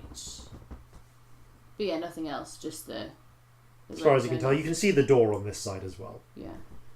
It doesn't look like there's a lock on it. Alright, I'm going to climb back down. For the sake of speed, because I'm not saying anything different, I tell them all of this. Yeah. I relay all this stuff on the third floor. So it was undulating. It was weird. I explain it to you guys. Vera nods. That's what I'm looking for then. Right. Okay. Do you think what you're looking for would hang out with shadows? Is this what caused I feel like maybe the shadows might have been drawn to it. Okay, so we could be looking at a big fight. Yeah. She knows. That's what I'd expect. Am I going to need spells for this? Yeah. Because I have literally nothing other than the small stuff. I can clean windows and I can insult people. That's about it right now. Well, I've got a few tricks I can pull myself, but there's a couple of things I can do to aid you, grant you a little bit of assistance. But beyond that, you say you look like you had a fight earlier today, right? Yeah, that's right. I'd expect a fight at about at least that sort of if shadows are what you went up before, I'd imagine you'd be expecting a fight at that sort of level here. I know it's a bit shit, but I think I need to sleep. Either that or we've got to fight smart. Would we be able to break all the windows on the third floor here? Give them fewer places to run to. But there's still going to be dark in there, even with the windows broken. Well, I mean, what time of day is it? Is it getting on towards sunset? It's about 4:30, I said, so yeah, it's in an hour and a half it'll be sunset. Right. Well, they are close to daylight. Now, daylight isn't going to kill them, but it is going to mean that we're fighting on our terms, not theirs. I've got no fucking spells, though. I've got a little something I can do for you. There's a little trick. We've still got the holy water. There's a couple of things. We've got that oil we got from Jimothy, we've got the holy water. Literally all I can do is hit it with a sword, though. And if this is a big fight, it's not that good. And we don't have resistance to the damage anymore. Well, No. I potentially can, because I didn't take mine. I think this is sort of nuts to go into without any spells, is my instincts. Alright, but we come back here in the night, they'll have all gone out hunting again. But that thing upstairs will still be there. And then they'll be back at sunrise. Yeah. We know where they are now. It might be a There'll chance of to them, take it out but- separately, actually. If we come back late at night for the thing, and then we come back in the morning for the shadows, we'll be able to do the fight in 2 parts, which might not be a bad thing. I need to be gone by dawn, and that thing will either be gone or loose by dawn. So if you wanted to do that, I say we come here just before dawn, because those shadows will want to get back here in time for before dawn rises. So we get back as they're coming back. Yeah, that's Seems right. like the best thing, but there's going to be people who are going to be dead. There'll be more of them. There's a couple of things I can do. Alright, to tell us the assist things you you. can do and then we'll make a final decision. One of you, and it'll take most of my focus, one of you I can grant a layer of protection to. It'll make it a little bit harder for them to cause you some trouble. What she describes causing you basically recognises the same sort of protection against evil and good that you can do. Yeah. I've got a little trick for sealing up wounds as well. She essentially describes the cure wounds spell. These seem to be her 2 sort of primary basic things. So not enough. How long's it been And there since is we got one that other thing thing from I the can do priest? as well. It's been less than 8 hours, so it's still going. Yeah. But if you want that again, you will You've probably... got to wait till morning. He might be willing... I mean, it's up to you. You never know. He might be willing to do a midnight call. You know where to find him. He probably would be. He was quite nice. But, yeah, he can probably grant you another 8 hours, provided there's been some time in between for him to rest. Probably if you get the thing, if you told him... If you send him a message before you take your rest, that will give him a chance to rest as well. Alright, I think we should do that. Yeah. And we should stop by Jimothy. Because the thing is, us getting killed isn't going to save anyone. Maybe we should spread the word that round here is dangerous. That's not a bad idea. Yeah. Because the thing is, if we're only fighting just before dawn, that gives us a few hours before we need to rest, so maybe we do some not combat stuff for a bit. And then we have a rest, and then we do this. So maybe we could spread the word about don't come near here, and maybe we could also go and fuck up the editor a bit. I suppose, yeah. Although, isn't that going to cut into our rest time? I mean, what time is it now? So it's 4 now. If we rested now, it would be 7. So if we rested now, it would be midnight. Yeah. So we only technically need to rest by about 10. Or right. 11, Okay. Yeah. something like that. So we have time. Yeah. Yeah. You'd say, based on the time it will take you to get here and do any other preparations, you really want to be in bed by 9. I mean, unless we really do want to do this now. I mean, it just seems sort of nuts. Yeah. Much as I don't like it, I think you're right. We've got to go into this with our best foot forward. Yeah. Otherwise, I think we'll just get fucked, basically. Not to put too fine a point on it. Yes. Yeah. Right then. So, I have some preparations I can do myself. Otherwise... Vera, if this is where you think what you want is... Oh, I'm certain of it. Then it'd be useful if you can find somebody else to help you stake it out. Make sure nothing escapes. If a whole bunch of shadows come out of there, there's not going to be a lot I can do to stop them, at least not without chasing them. I can make sure the thing I'm looking for doesn't break out. Is there anything else you know about the thing? Like anything it's weak to, anything it's... I don't know what exactly it'll be. I know broadly what it's likely to be, and I know where it'll come out, where it'll appear, and I know roughly what I'll need to do to kill it. But I don't know what exactly it'll be until it gets here. Right. Okay. It's not worrying at all. Should we go and spread some rumours and shit then, and then have a rest? I guess so. Stop by Jimothy's, get some more of that potion. Yeah, we could do with some more potion. Alright. So, Jimothy's is on our way. Yes. Okay, so... I'll be back here again. Vera agrees to take up a sentinel position here. Mm-hmm. She is going to find some sort of lookout point and basically just keep an eye on this place. And she's not committing to hunt shadows.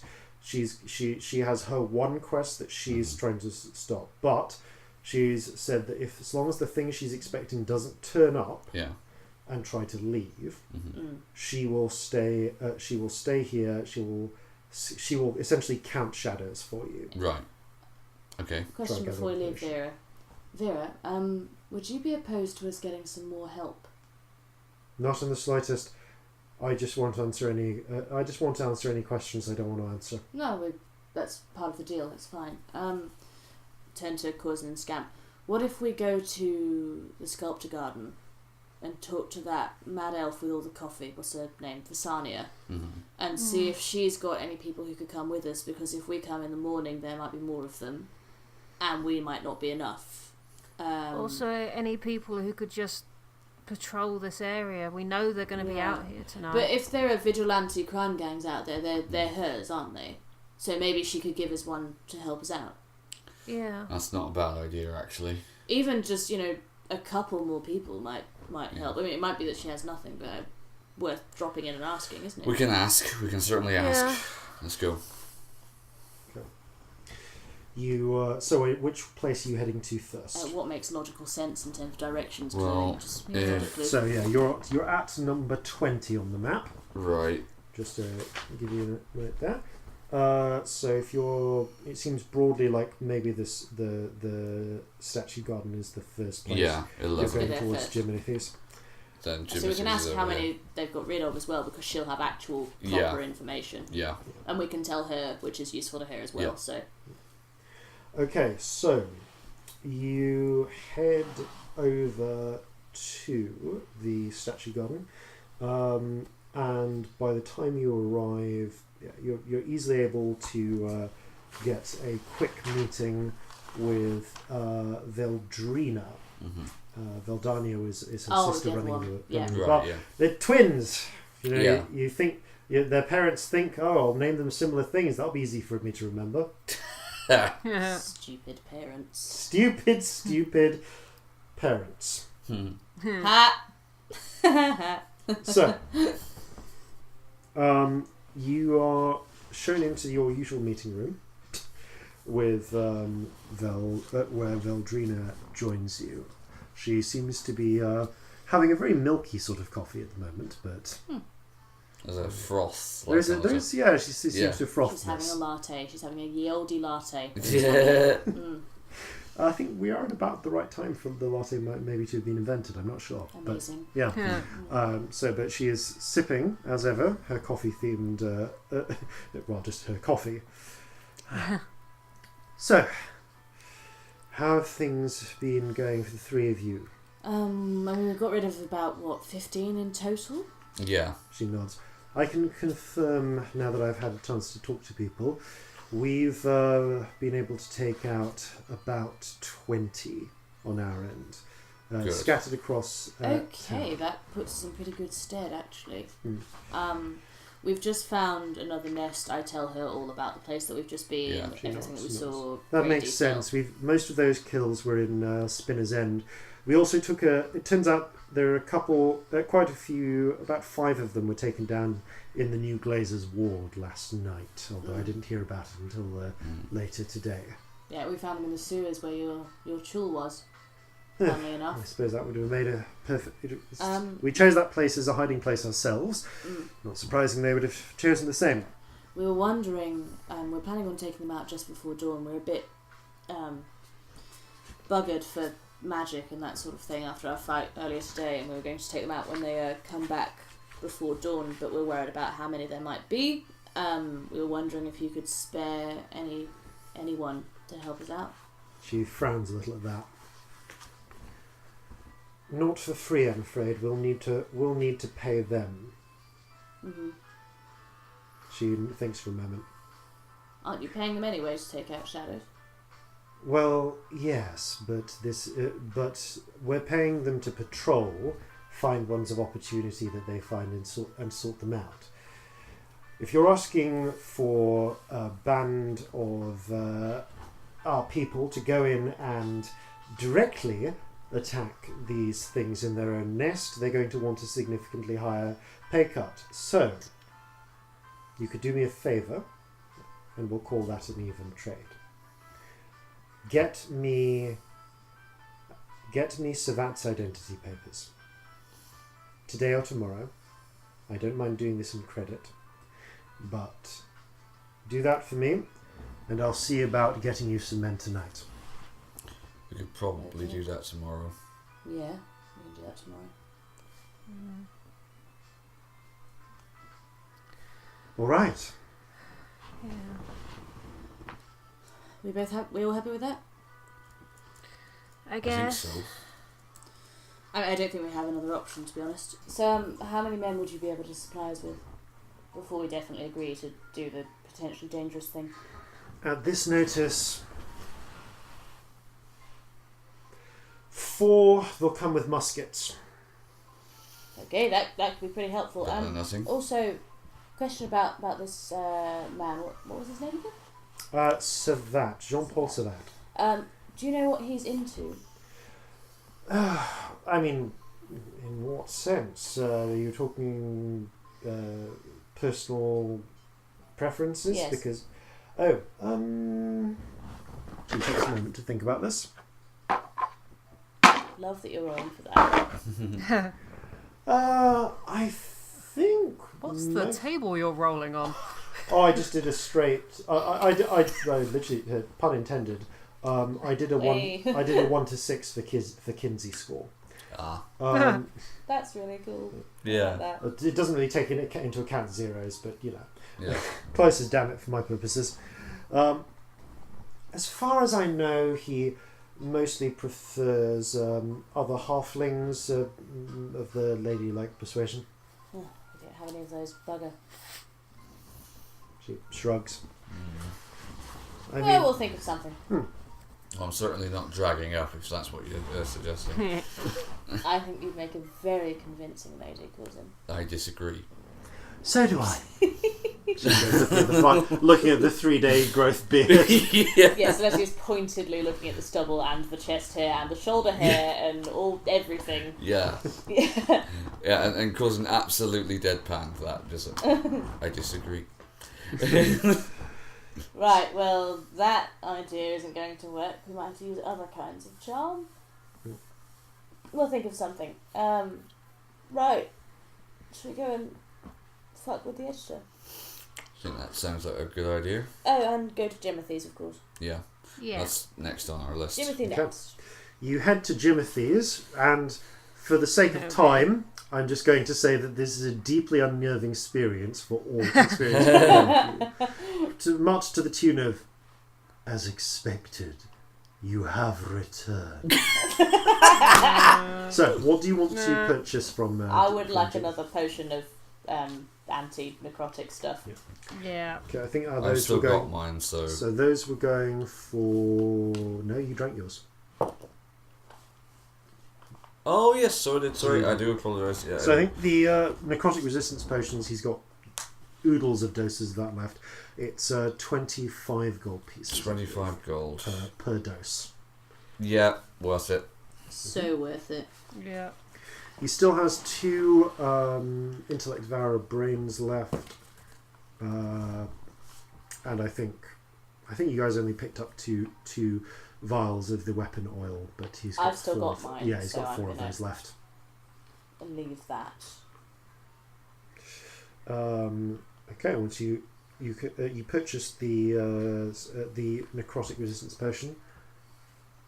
Is there anything else I may assist you with? Nope, think we're alright for now, thanks, Timothy. Good. I may see you again. Yeah, looking forward to it. The door closes. Again, he just never breaks eye contact as you leave. Can I do an insight check to see if he has 2 glass eyes? You may make an insight check to see if he has 2 glass eyes. It's a 1. Whatever sense he's seeing you with, it is not sight. Oh, God! But that was a 1, so That was a 1. So, yeah. I said previously that this guy is the love child of Severus Snape and Vincent Price. I'm Yes. thinking that H.P. Lovecraft had something to do with it as well. Yeah. It was a very complex menage a quatre or whatever it was Oh, that gave rise to How did that. they reproduce? Well, that's the reason I put 4 people in there, given that I think we've named 3 male figures. Yeah. Yeah, there's got to be somebody else involved. The spermatoza roulette, if you will. God. oh, Oh, that's disgusting. So, you should we can stop by the priest while we're being gross? Yeah. Just Yeah. yeah. And yes, you Wouldn't mind being death warded again, actually. having actually Yeah. given because he is expecting you. You are able to quickly get an audience with Victor Faust, actually dressed in his clerical robes, shortly as he is in the space between conducting various religious ceremonies and is able to quickly meet with you. Ah, hello. Hello. I'm glad to see the three of you are alive. How have your investigations gone? I trust that the holy water I sent was able to reach you. Yes, thank you very much for that. Very helpful. I guess for time we relay him as to what's happened because we've told lots of people now. So we tell him what's happened. Yeah. We were wondering if you wouldn't mind doing your spell that you did on us again. Maybe not right now, but When we've had a nap. Yeah, if we came fairly early in the morning, would you be able to? Yeah, ahead of our More like the middle of the night. Take down this. Very well. If you come back between, if you come back, what sort of time do you think about? And you're basically thinking about getting up about 5 o'clock in the morning. Yeah. Okay. Yeah. I will make sure to take an early night. If you make sure to come back between 5 and 6, I will perform the blessings upon you again. Thank you. I really appreciate it. Thank you. Okay. Is there anything else I can do to assist you with what I have now?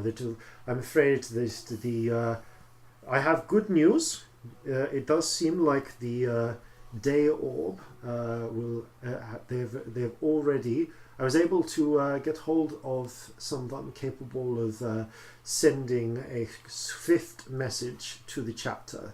It seems that they have been visited very recently by the Ebon Guard, one of their platoon. One of their cohorts, and so they will be sending. They will be sending the orb with a company of the Ebon Guard. Who should arrive sometime tomorrow. You know, they have that sort of thing in the Underdark. Fake daylight. I don't suppose you have any contacts? Take some minutes to They're think quite about that. Natural. Okay, that's a natural 20 for him. Wow. That might be a well-placed natural 20. Yeah. Yeah, I mean, as far as I'm aware, some of those are fakes, but I have heard of them before. Others are repurposed or versions of these very same daylight orbs. But these, and in fact, this very orb is one of the types that would be used in such a situation. Oh, right. So you've actually got it from there? Well, no, I would say that the people in the Underdark most likely got it from us. It's hard to say. They were created during a difficult section of the Church's history. There may have been an attempt at I believe it was one of the. It might have been the third crusade down into the Underdark to try and conquer it. That we invented those. Yeah. Yeah, I mean, considering Corzin the fairly says high society houses in the Underdark now have those, I don't imagine. It did not go well, no. Corzin says, "Don't mention the war."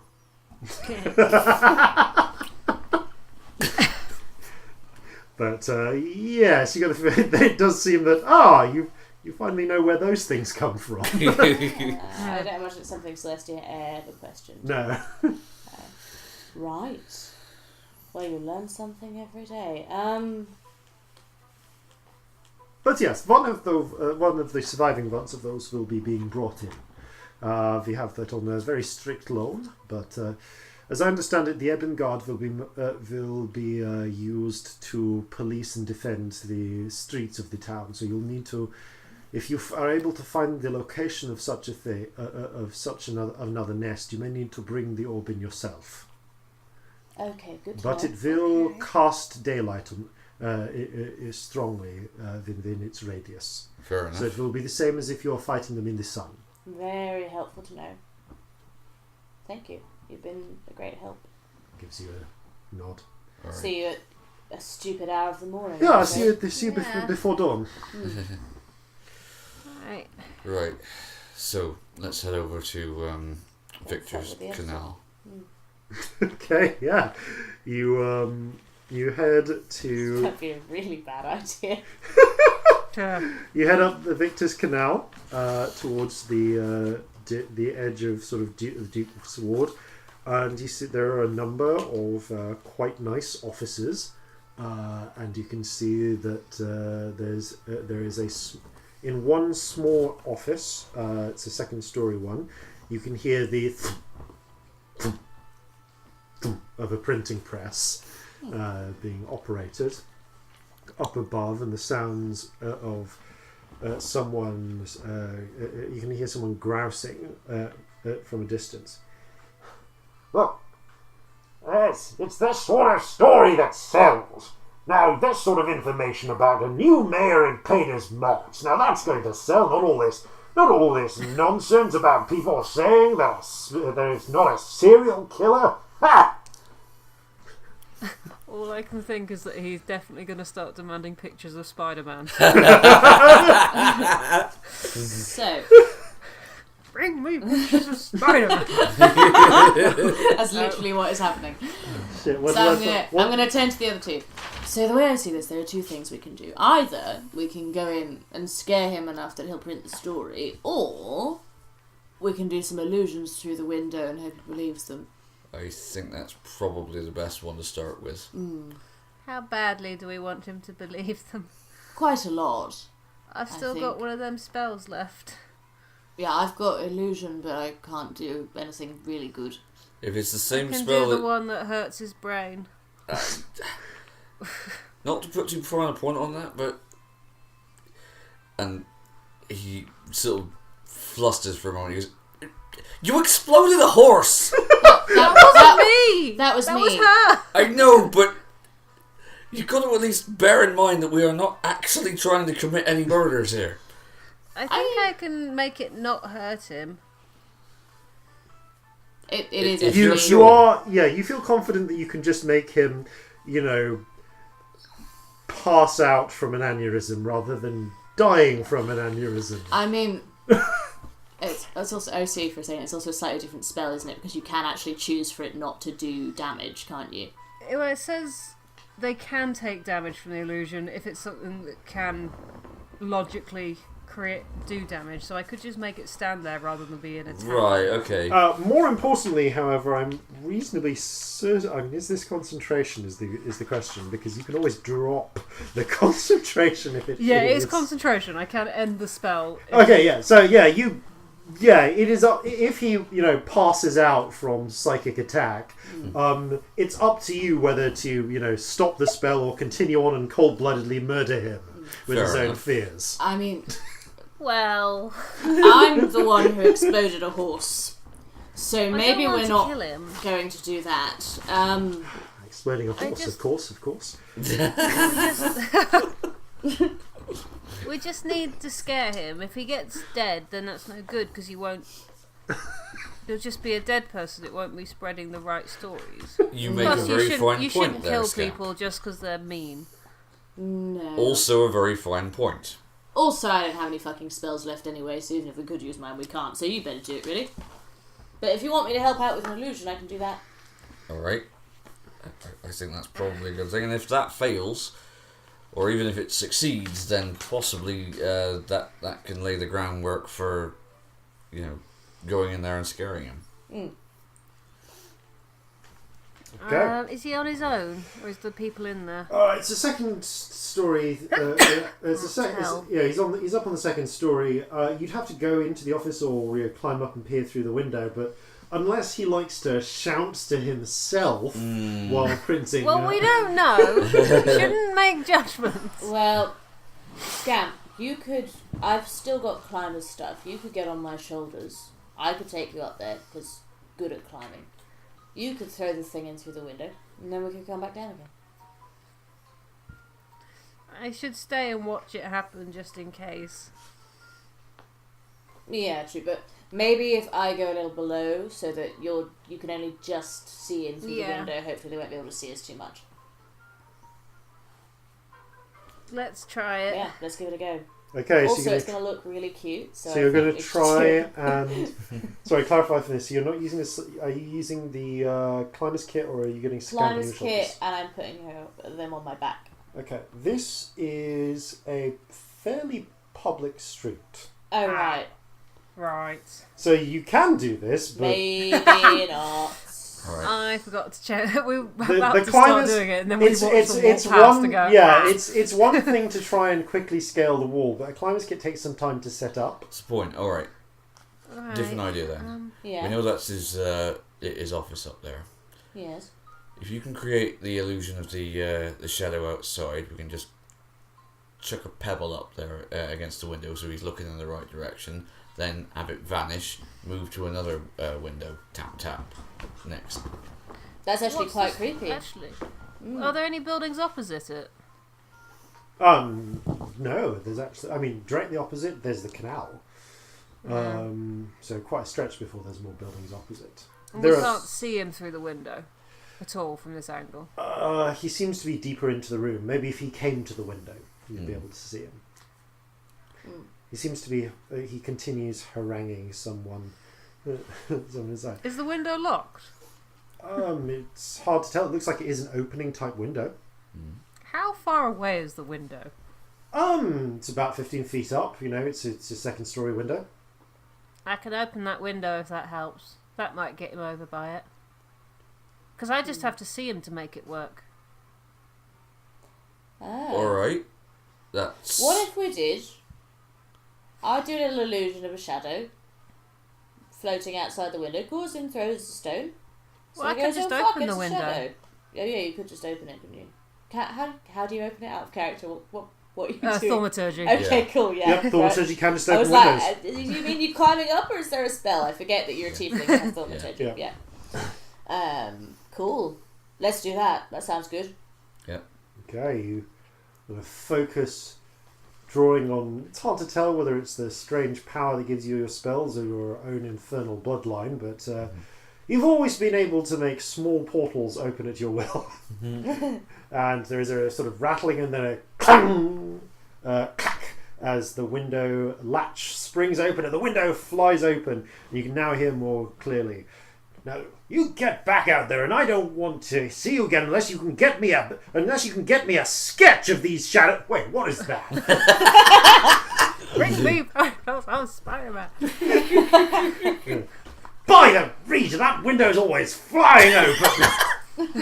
You see, waddling up to the window, there is this halfling. There is this halfling. It's like, slightly overweight halfling. He's got Waddling a. as a... He's got a mustache. He's got a black and white mustache. It's white at the edges, and he's got short. It goes up and it's been cropped at the top, like someone's done it with a ruler. It's black, but it's around the wing, like the temples going straight up, like wings is silver. And he's wearing, you can't see what his trousers are, but he's wearing a white shirt with bright red suspenders over it. Played by J.K. Simmons. You know? Yes. It's perfect. I love him. You can see he has in the corner of his mouth, and these things have recently started to become more popular. They're quite popular in the colonies, but they've started to filter their way in towards Java. He has a cigar. Love it. This is like perfection. Yeah. Okay, well, he's right there. Do it. I'm going to try and hide a little bit first. Yeah, I'm not gonna stand underneath the window. I'm also gonna go hide. Give Being conspicuous at I all. am slightly. Give me some stealth checks, please. Disadvantage. Ooh. Yes. Disadvantage. Okay. No, it's disadvantage Just for for Celestia. Oh right. Okay. Celestia Stardust. Natural Of course. Oh dear. 15. Okay. Dirty 20. Okay. So I'm gonna at least try and look casual. you attempt to look casual, and subconsciously start to pose. Like you give your hair, your bouffant hair a little flick. Yeah. And as this is happening, the halfling looks right down and goes, "By the region, looks like some sort of circus performer. What is this one-woman band doing cast. here? I'm casting Phantasmal Force. Okay. So as subtly as I can manage. Okay, he doesn't seem. It seems his attention is entirely focused on Celestia. So you're creating a sort of shadow image. Okay, so this is an intelligence. Yeah, the shadow thing. I'm also not doing anything that suggests I'm doing magic, so there's no reason he's going to think it's me, which is. So that was a natural 3.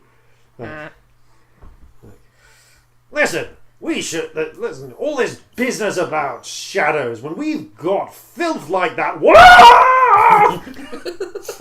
Okay, I'm going to let him take 1d6 damage. This is kind of the If he's going to be a dick. This is the equivalent of Spider-Man flying into his face and strangling him. Like, that's what's happening right now. He takes 3 points of damage, immediately sort of backpedals into the room. You hear the crashing of him hitting printing equipment. How long do you want to leave this going? Well, he's out of range of it now, so I'll leave it a bit longer, because it's not going to hurt him. It's just going to sort of float and look at him. Okay, he takes another 3 points of damage, because he's actually... The room is quite small. It's a 10 Oh, foot is he still... Okay, well, I'll drop it. If he's still hurting, let's drop that. You hear you can hear the sound of him grabbing someone by the collar. Somehow you know that he's grabbing someone, going like, "Did you see it? No, that's the sort of caricature I want you to draw for me. Oh God! I want that in tomorrow's paper. Stop the press." Mission accomplished, I think. Well, that seemed to work. That went very well. I might have hurt him more than I should have. Oh, fuck it. He sounds like a dickhead. Let's go and have a sleep. He was about to be mean about you. This is true. I left it up a bit too long. Good. Yeah, I need a nap. He definitely seems to at least still be conscious in there. I really need a nap. So let's go and do that. Okay, you head back to. You head back to the. Well, actually, yeah. What do you want to head back to for your rest? Grimani's? Somewhere there'll be people on watch. Yeah, either that or the brass lantern, because it's slightly closer. Yeah, maybe the brass lantern. Yeah, closer might be better. Okay.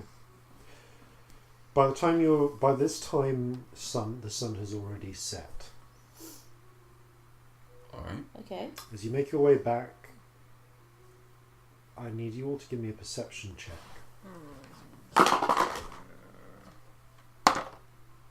Dirty 20. Fuck's 3. sake. Also 3. Emily! Again. Across the city, in the time it takes you to get back, you hear here and there distant sounds of gunshots, clashing, the occasional isolated scream. That's all you hear. But the moment, almost within 15 minutes of the sun going down, and most of it from the southeastern edge of the city, from the area around the Weaver's Ward and spreading out. Oh dear. As you pass by, you can see a lot of people. As you're making your way back to, was it the Brass Lantern? Yeah.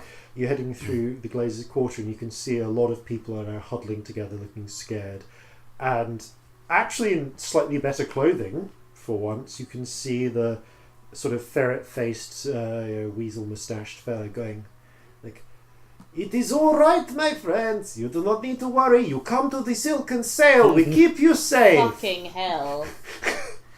Literally, if like a volcano just erupted in the middle of the city, you'd be like, "It's Silken Sail, we have no lava, just whores." No shadows in the Silken Sail. Just the best boys and girls in town. Hey, you can even come in for drinks now. Oh my god. What's that?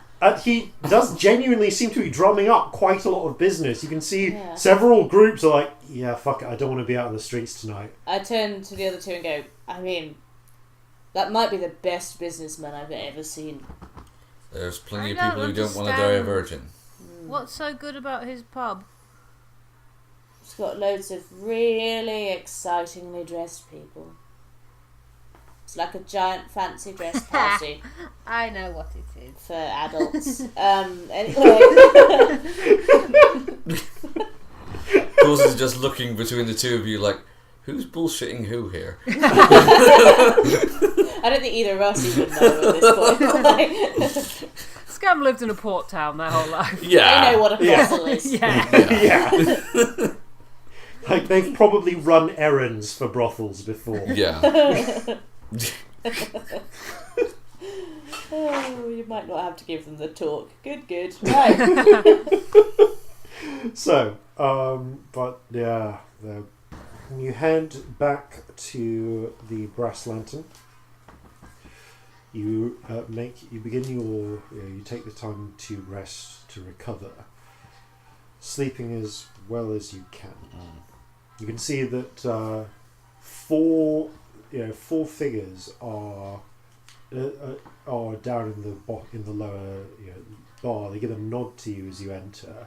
They seem to be planning to spend much of the night drinking, not getting themselves absolutely plastered, but just sort of stealing their courage. And they seem to just be two kind of rough looking men and women, both all humans, coupled with scars, and all of them packing muskets and shot and powder.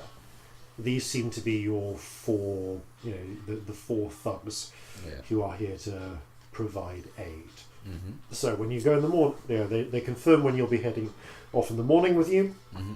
Right, we'll be here, and we'll wait for you to finish your rests.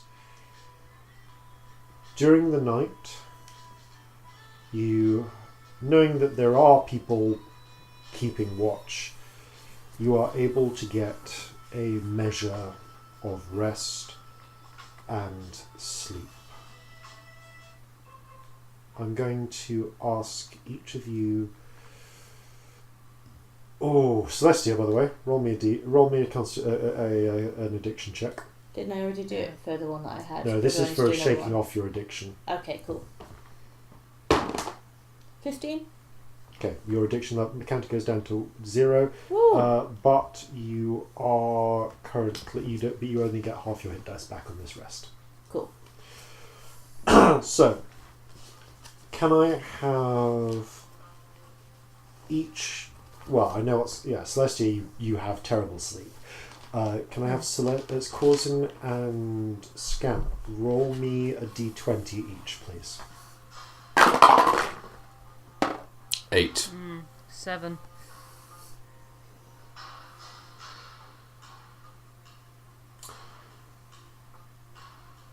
Scamp, your dreams are plagued by scuffles in shadow, by images of young girls dying in the streets and rising again and clawing at you before being torn apart. But in this dream, it's Clara's face.